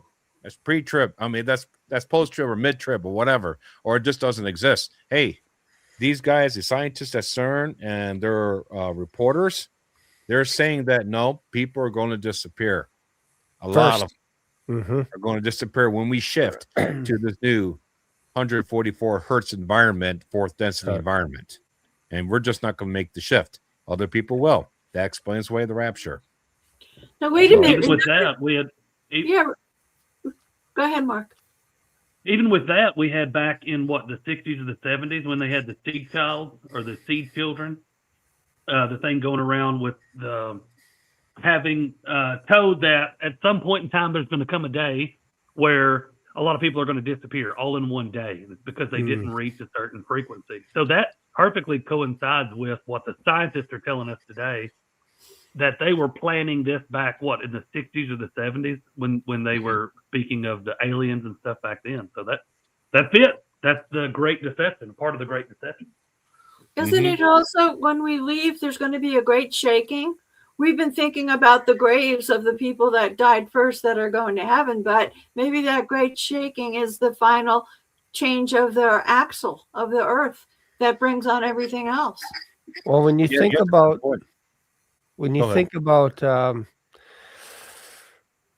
here's the problem with plowing through the Bible as much as I have and fast, is sometimes you get books mixed up with each other. So I'm asking for forgiveness on that part. If you guys know where this verse is, there is a verse talking about the shaking of fig trees, almost from the perspective of when it gets ripe, you give it a little shake and then they drop. And my understanding is that's almost like an end times prophecy. That's Revelation 6. That's what the opening of the sixth seal, it says that the stars will fall from heaven as when a fig tree drops its untimely figs. There it is. Thank you. I'm going back into the Old Testament thinking, where did I hear the figs? Like, man, start mixing old and new together pretty soon. Well, Moses is going to be guiding the disciples. I don't know. Jeremiah did a thing on figs, good figs and bad figs too. So you may be thinking about that because Jeremiah did quite a bit on figs as well. Yeah, maybe because there's an idea that you know what, it's time, and you just shake all the twigs that don't belong, and you clean up that whole tree, just everything. Because Jesus actually approached a fig tree, and he was hungry, and he went to reach out to it. It's like 3D here, and he looked at it, and it was the season for it, I believe, and it wasn't ripe. And he's like, you know what? Curse you. And then the next day, the disciples walk by and they're a little bit surprised. They're like, wow, look at this thing. It withered. So it's like, yeah, it's like today, if you get anything out of what we're talking about today, we're asking you to press into the Lord. Read the Bible as much as you can. Dedicate a certain time every single day, because there's so many parables that Jesus told that if you bury your talent into the ground, it's almost like he looks at you like, I can't use you to your full potential, your full purpose, if you keep burying your talents and your skills. And if you're not willing to press in, how are you going to be ready and watching and all this stuff if you're always walking around not knowing who you are in Christ? You don't know your identity, and you're just walking around going, I don't know, maybe I'm saved, maybe I'm not saved. And that's the problem that the post-tribbers get into. Every one of them. Yes. Every one of them. They struggle with this at the end of the night. Yes. They're like, we got to get drugged through, like the bride. We got to get drugged through the mud as the bride of Christ. And then you ask them a simple question. Do you think you could lose your salvation? They're like, yeah, definitely. And they're like looking around scared all the time and trying to hunker down and build up all their equipment, whatever they have in their home, because they're so afraid. And they're like, how dare you say that to me? You should be willing to take on the Antichrist directly. And you just want to escape from here. Yeah, it's an escape plan. Sorry. It's an escape plan. When you think about Sodom and Gomorrah, Lot was being drugged out of Sodom with his wife. An angel grabbed both their hands, and then another angel grabbed both the hands of his daughters. And what did the angel say to Lot? Look, you have to escape. According to Dory, or whatever her name is from Finding Nemo, escape. You have to escape. Why? Because Sodom and Gomorrah is due for destruction. And I can't destroy this place until you're over thither. THITHR. That's a location, verb, or whatever you want to say. I'm not an English major, but that's a word being used to tell you that there's a location transfer. Whenever you hear the word thither, your ears should perk up. These people are being transferred from one location to another. When Jesus says to the witnesses, come up thither, he's telling the two witnesses after he rose them from the dead, come up to where I am. Jesus says that in John 14. I think it's John 14. Where I go, I want you to be with me. I'm coming to get you, to bring you where I am. That is comfort food. Jesus Christ is coming back to get the church, the body of Christ. Now, I hope you guys are in the audience fact checking me on all these verses that I'm throwing out there. But the point is that we are being relocated to another location. That's thither. So whenever you hear that, get ready. We're moving. We're being harpazoed. We're moving places. And I talk about that in my previous two videos, part 1, part 2. Go check that out. It's comfort food. You're going to be excited to learn about the rapture, that we are going one day, and it could be tonight. It could be right during this podcast. We could all disappear today, right now, 100%. Well, go ahead, Bob. I was going to make a real quick point about what you said earlier, Derek. You're talking about pole shift. Okay. We're wondering, okay, well, Bobby talked about the Schumann resonance shifting to an extreme vibration. How is that going to happen? Pole shift. If you have a pole shift, a magnetic pole shift can affect the Schumann resonance. And basically, it's affecting the Earth's, it affects the Earth's geomagnetic field. So if you have a massive pole shift, it can affect the geomagnetic field and greatly alter in a different direction. Okay, that's how we can shift to a new, much higher Schumann resonance at 144,000 hertz. That's how it can happen. Okay, anybody was wondering about that. And of course, when that takes place, when it shifts, we are removed because we're not vibrating it the right way. And I always talk about that. If we're not vibrating the right way, we disappear because it's a backfire. We backfire because we're not vibrating the right way to go on to the fourth density. Essentially, it's a backfire for us, so we disappear. I tell you what, that's a great backfire, if you're asking me. But I just want to mention that also while that was on my mind. But go ahead, Derek. Yeah, all I was going to say was, kind of piggybacking on what you said there, Shane, as far as like, those that don't believe in the tribulation and preparing for or those that don't believe in the rapture and preparing for the tribulation, there's nothing wrong with a little bit of preparation. Okay. I mean, look at what happened here in the storm, and you may be at a different level of preparation. Everybody's at different levels. Not everybody can afford a generator, but you should, if you can have a generator, have a generator. If not, have some extra blankets, have flashlights. Everybody should be prepared a little bit to try to, but when it comes to the tribulation, that's something that nobody can prepare for. And that's what I don't think that people fully understand, is that you can't prepare for the Antichrist. There's no way. And a lot of it is, if you understand the Greek language and the words that are used for tribulation and wrath in the Bible, tribulation very often, Jesus says, in this world you'll have tribulation. Well, that's the word thlipsis, and thlipsis is just a kind of a common, like a tribulation that's common to all men. It's like even women going through labor pains. That's a common tribulation. It's not something uncommon. It's just something we all go through. We all have to work for a living. We sometimes lose a job, or those are common tribulations. People get sick, people die, common tribulations. But then there's other words that, and I've talked about orge, which I'll get into a minute, but I heard somebody one time ask me a question about the wrath of the devil, because in Revelation 12, it says, for the devil has come down with great wrath. That word is I can't know if I'm pronouncing it right, but thymos or something like that. It's the word from which we get thermostat from, which means it's regulated. The devil's going to come down with great wrath. He's going to turn his thermostat way up. Right. But it's like you can only turn the oven in your house to about 450 degrees. You can't turn your oven up to 4,000. There's a limit. Okay. And that's the devil. There's a limit to his wrath. But then when we talk about God's wrath, that's when we're getting into the orge wrath. And that is what begins at the first seal. Not going to go into it, how you can prove this out by the Greek language. But, if you're looking at the sixth seal where they say the wrath of the Lamb has come, the wrath of God has come, you have to, in the Greek language, go all the way back to that very first seal.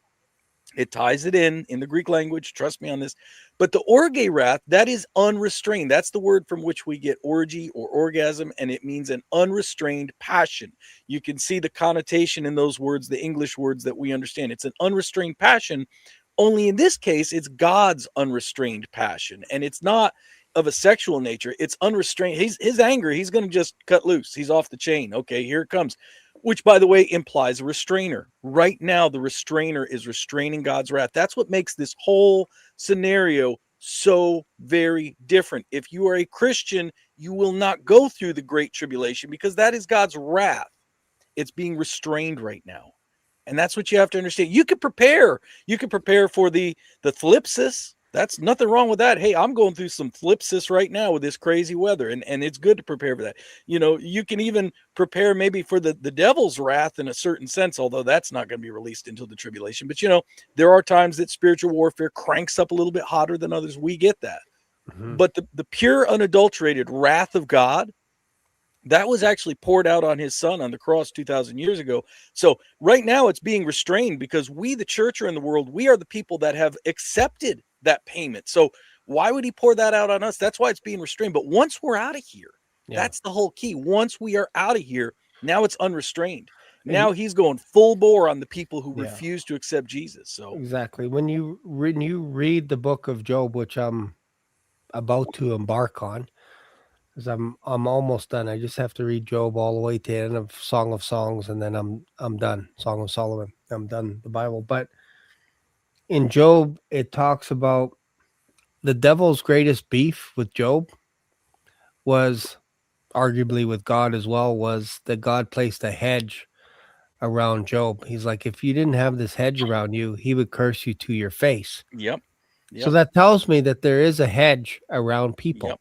And I think, to me, if I go Black Swanee for a second, I feel like there's a hedge about the church being protected right now from the wrath of the devil. So if you remove us, he's going to be able to unleash his wrath upon the inhabitants of the earth, minus the 144,000.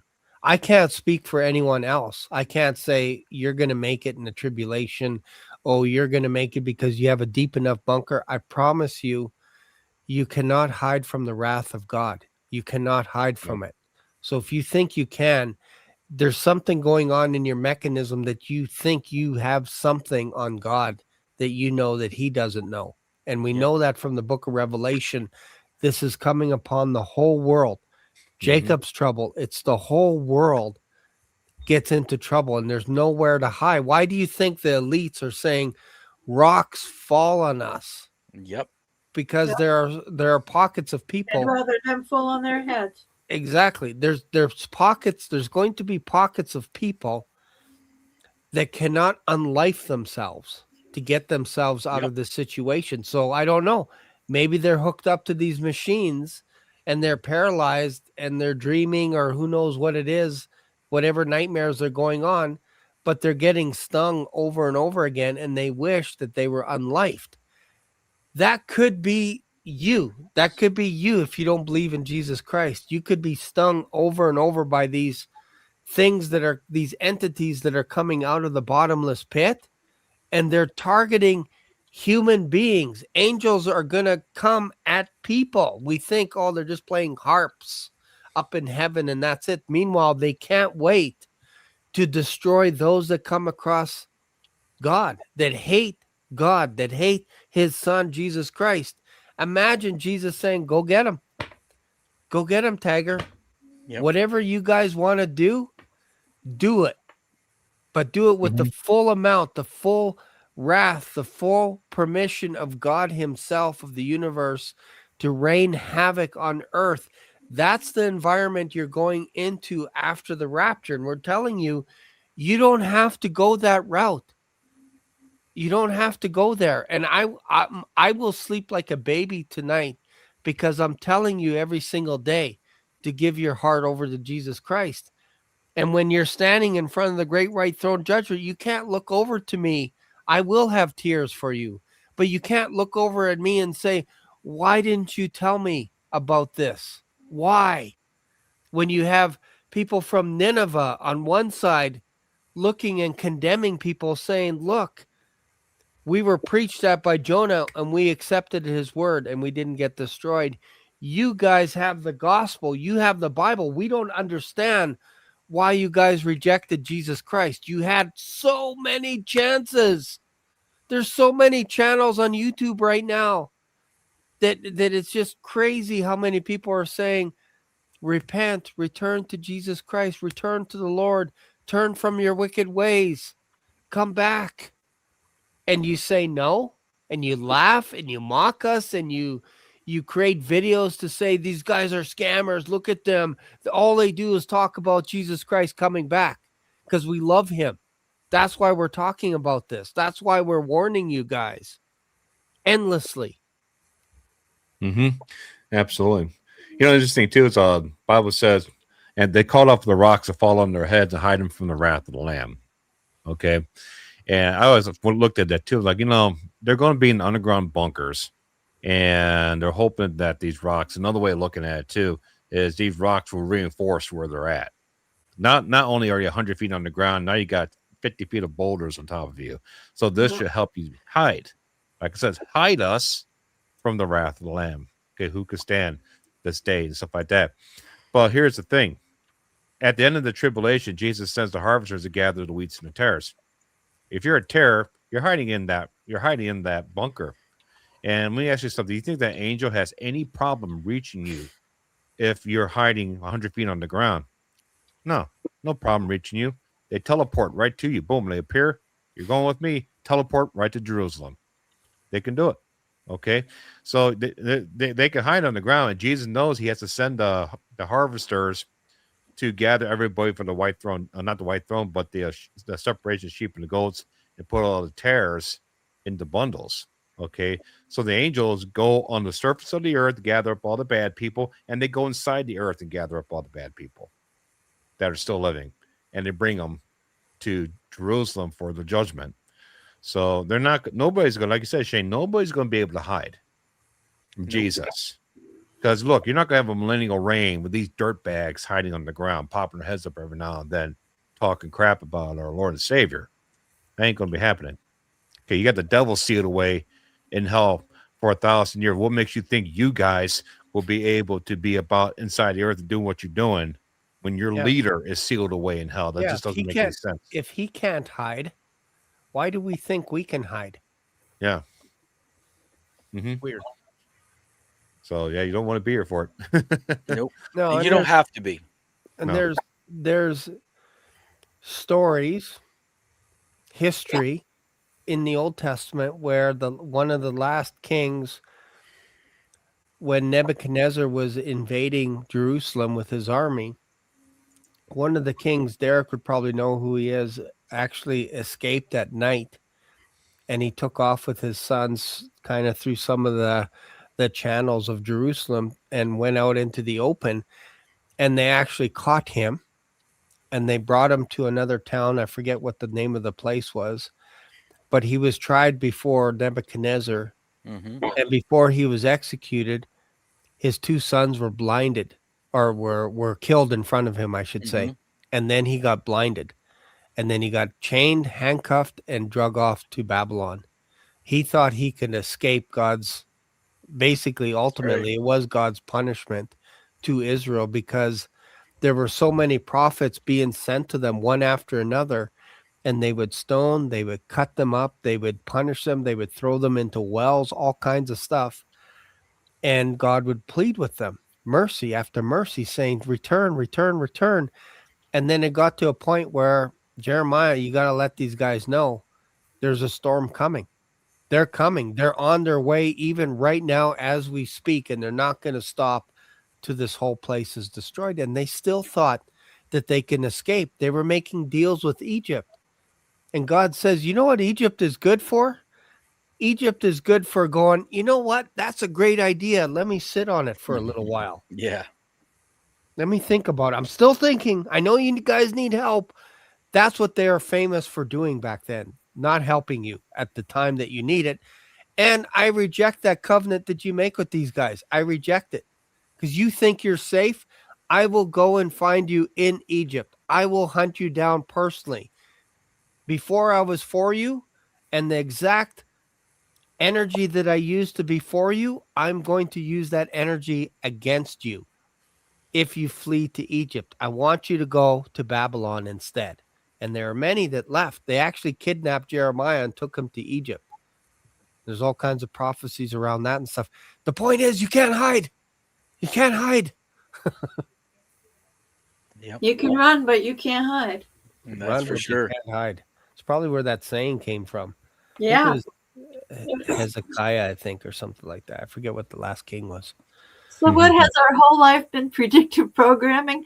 Bob, when you were talking about vibrations, I'm thinking of the Beach Boys songs. Good, Yeah. good vibrations. Yeah, there you go. That's funny. Okay. So we are almost at the 2-hour mark, which is interesting. We almost have, like right now, I'm just looking at the counter here. It almost got to 666 views at one time. I'm like watching it go to 660 and then jump up to 670. Don't hang out on 666. That's right. But let's just go around and final thoughts here. I felt like this has been an awesome show today. So thank you guys for being on here. Final thoughts. Let's go around the table. We'll go whoever wants to jump in. Like there's only 5 of us here, so go ahead. Whoever wants to give a final thought. I guess I'll jump in because then I'm going to jump out and get some dinner. Perfect. So I just wanted to say thank you for having me on. I'm glad that I had a chance to be on. Glad, thank God that the power is still running. Amen. And for anybody out there that's struggling with power issues, I pray over you now in the name of Jesus. Lord, show mercy. Just show the same grace and mercy to them as you've shown to me, and continue to show me and my family mercy. I pray my power stays on. If it does, I will be here Wednesday. Some of you had some questions. I copied them down, and if I have power and internet, I'm going to have an unanswered questions on Wednesday. I will answer them then. And if not, it'll be next week. But great show. I really do appreciate coming on. And I mean, it's just, again, this year, it's looking very good. There's a lot going on. I mean, it's just, the world is quaking right now. So anyway, God bless you guys. I'm going to run and get a little bit of dinner, but it's been great being on with you guys, and hope to see you later in the week. For sure. Good night, everybody. God bless. Take care, bud. Bye-bye. Right, Derek. Hi, Derek. Mm-hmm. Are you going, Dorothea? Okay. How about that? Once again, I just have to say, February 17th is the new Chinese New Year. And the name of the year is called the Fire Horse. And remember I did that, some of the signs of the new year with prophecy. And one of them was about that people would get fed up and have riots, which we've been seeing this whole past week and even the week before. It's getting out of control now, where the people are in the streets. And in these cold temperatures, Occupy Wall Street, when winter came, you never saw them. That was it.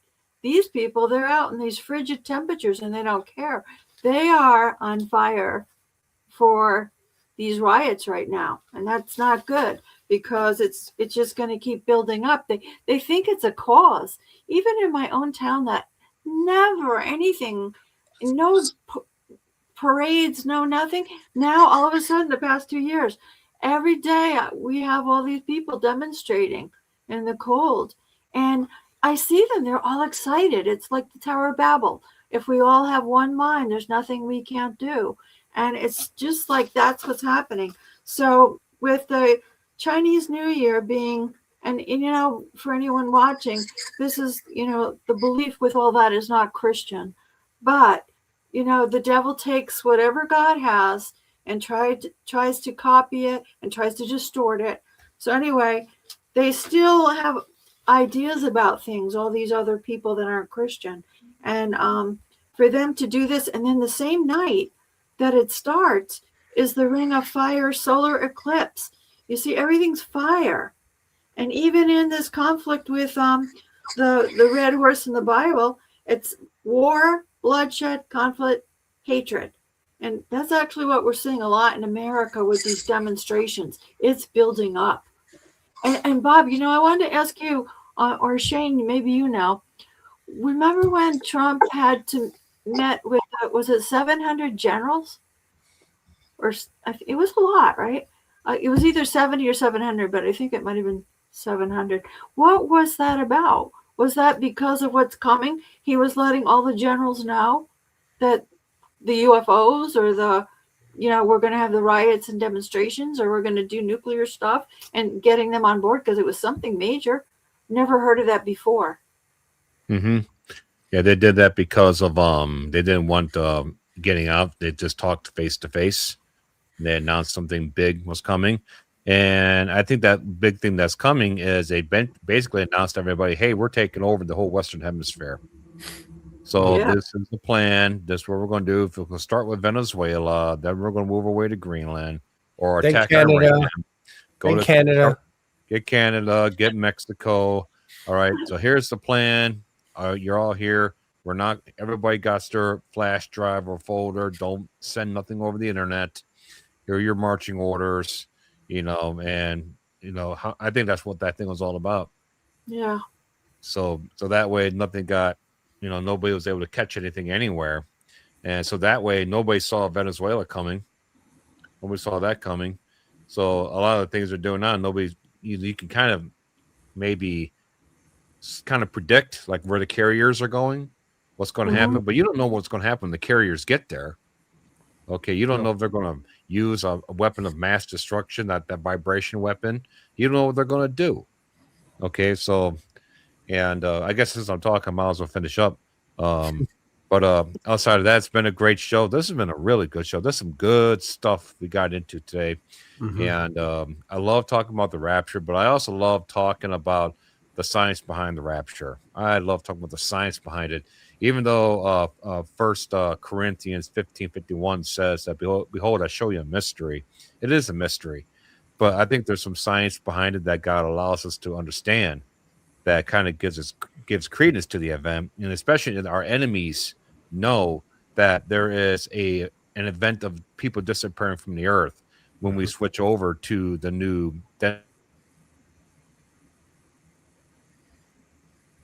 It's all messed up and wavelengths change and all kinds of stuff. And that's a definite possibility how God can do that. So the earth is going to go through some major changes, because once that happens, then you got to be able to bring all these trees back that we talked about. You got to change the oxygen in the air. It's going to be incredible what God's going to be doing here. So a lot of things we think is bad is actually God restructuring the earth to prepare it for the millennial reign, so it'll prosper the way it's supposed to during the millennial reign. But unfortunately, for those who are on the earth, the demolition is kind of like judgment for them. So I think that the ice that falls from heaven, that Shane always talks about, Book of Revelation, you got 200-pound balls of ice. When the earth, when the sky, when it gets that cold up there, you got to have a lot of water that goes up there to create all that ice balls. I think that's all part of the process of changing this world over and preparing it for the millennial reign. But it looks like judgment to us, and God's like, "Nah, I'm just restructuring." That's like, you know, like I'm renovating my house, and you get smacked in the face with a piece of drywall, okay, and the dust goes everywhere. You're like, "This is horrible," and I'm like, "No, it's just drywall going up. You shouldn't be here while I'm sanding it." Okay, so it's kind of like that. Yeah. So that's what's about to happen. The earth's about to be renovated for a Messiah, so he can return. So this could be a great place for him and for us to come back and do what we need to do as we travel from heaven, from earth to heaven. Because I'm not going to stay here all the time on millennial reign. I'll be up in heaven a lot. So, but this is what's happening. So we're starting to see that. And I think what Shane, what you mentioned and what Derek mentioned, this storm is the beginning of it. Might be that final birth pain that's going to push us, you know, to get Daniel's 7th week started, this whole thing. Who knows? So, but that's all I got to say right there. Good. Thank you. So hopefully you guys can hear me okay. I know I was having some technical difficulties earlier with sound. Can hear you. So we look at Luke 24:31, and their eyes were opened, They knew him, and he vanished out of their sight. The only word mentioned, this word vanished is only mentioned in Luke's gospel. It's not mentioned anywhere else in Scripture. We all are getting sick of this world. We are not Lot's wife. Remember Lot's wife mentioned in Luke 17. We're sick of it. We're sick of the man cold that I'm currently dealing with. Thought I was going to die earlier today, but no. Laying all jokes aside, there is so much knowledge increasing these last moments that we're in right now. All of the bride is coming together for these puzzle pieces, and I think it's very clear that this year would be a perfect year for the rapture of the church to happen, in my honest opinion. The closer we get to that day, I believe the more Holy Spirit is going to reveal to us through His Word. And then after the rapture of the church, I believe this book and this knowledge is going to stay open even for them during the time of tribulation. According to Revelation, it seems very clear that John was told to keep the book open.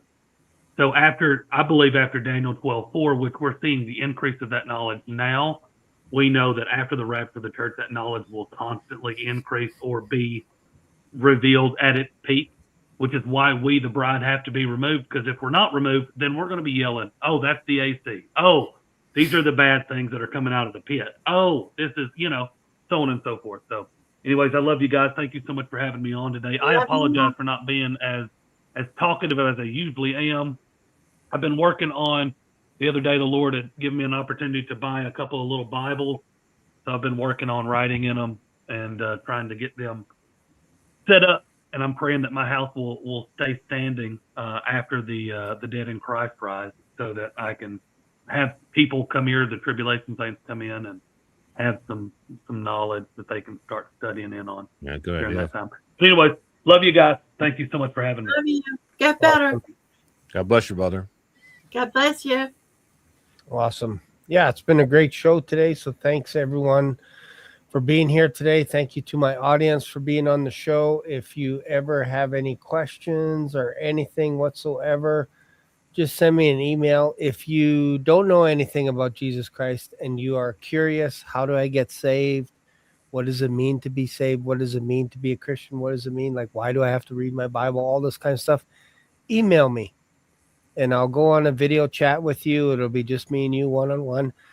I will, to the best of my ability, explain Christianity 101 to you so that when we get off the video chat, you will know what it takes to be a Christian, who you are in Christ.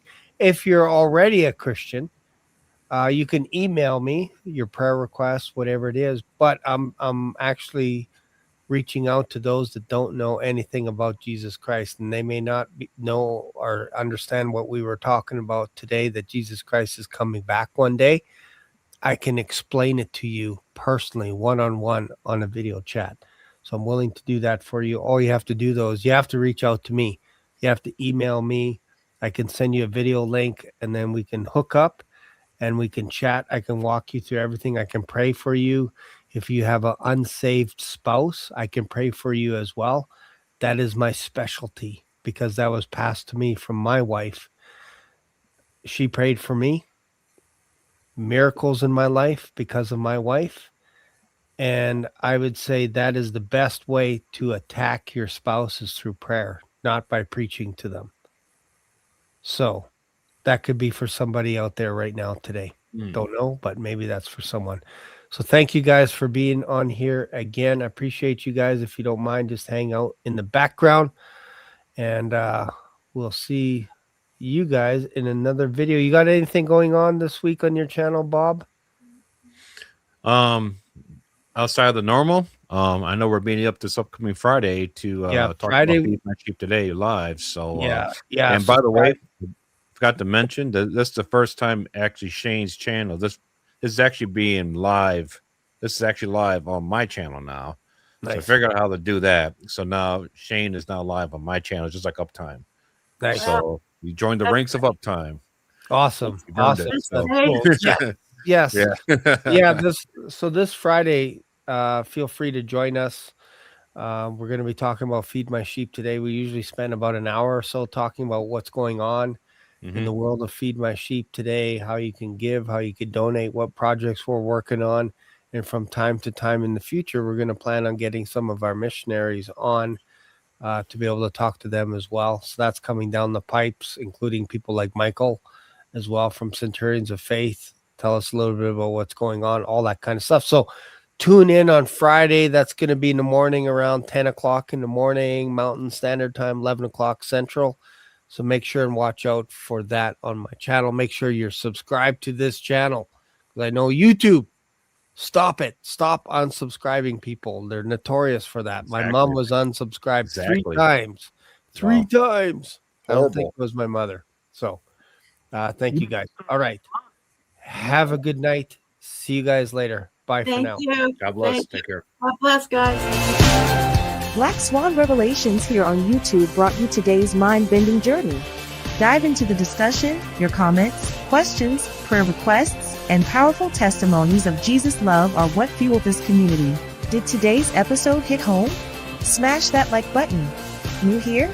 Subscribe and ring the notification bell so you never miss a live stream or a video upload. Thanks for being part of today's adventure.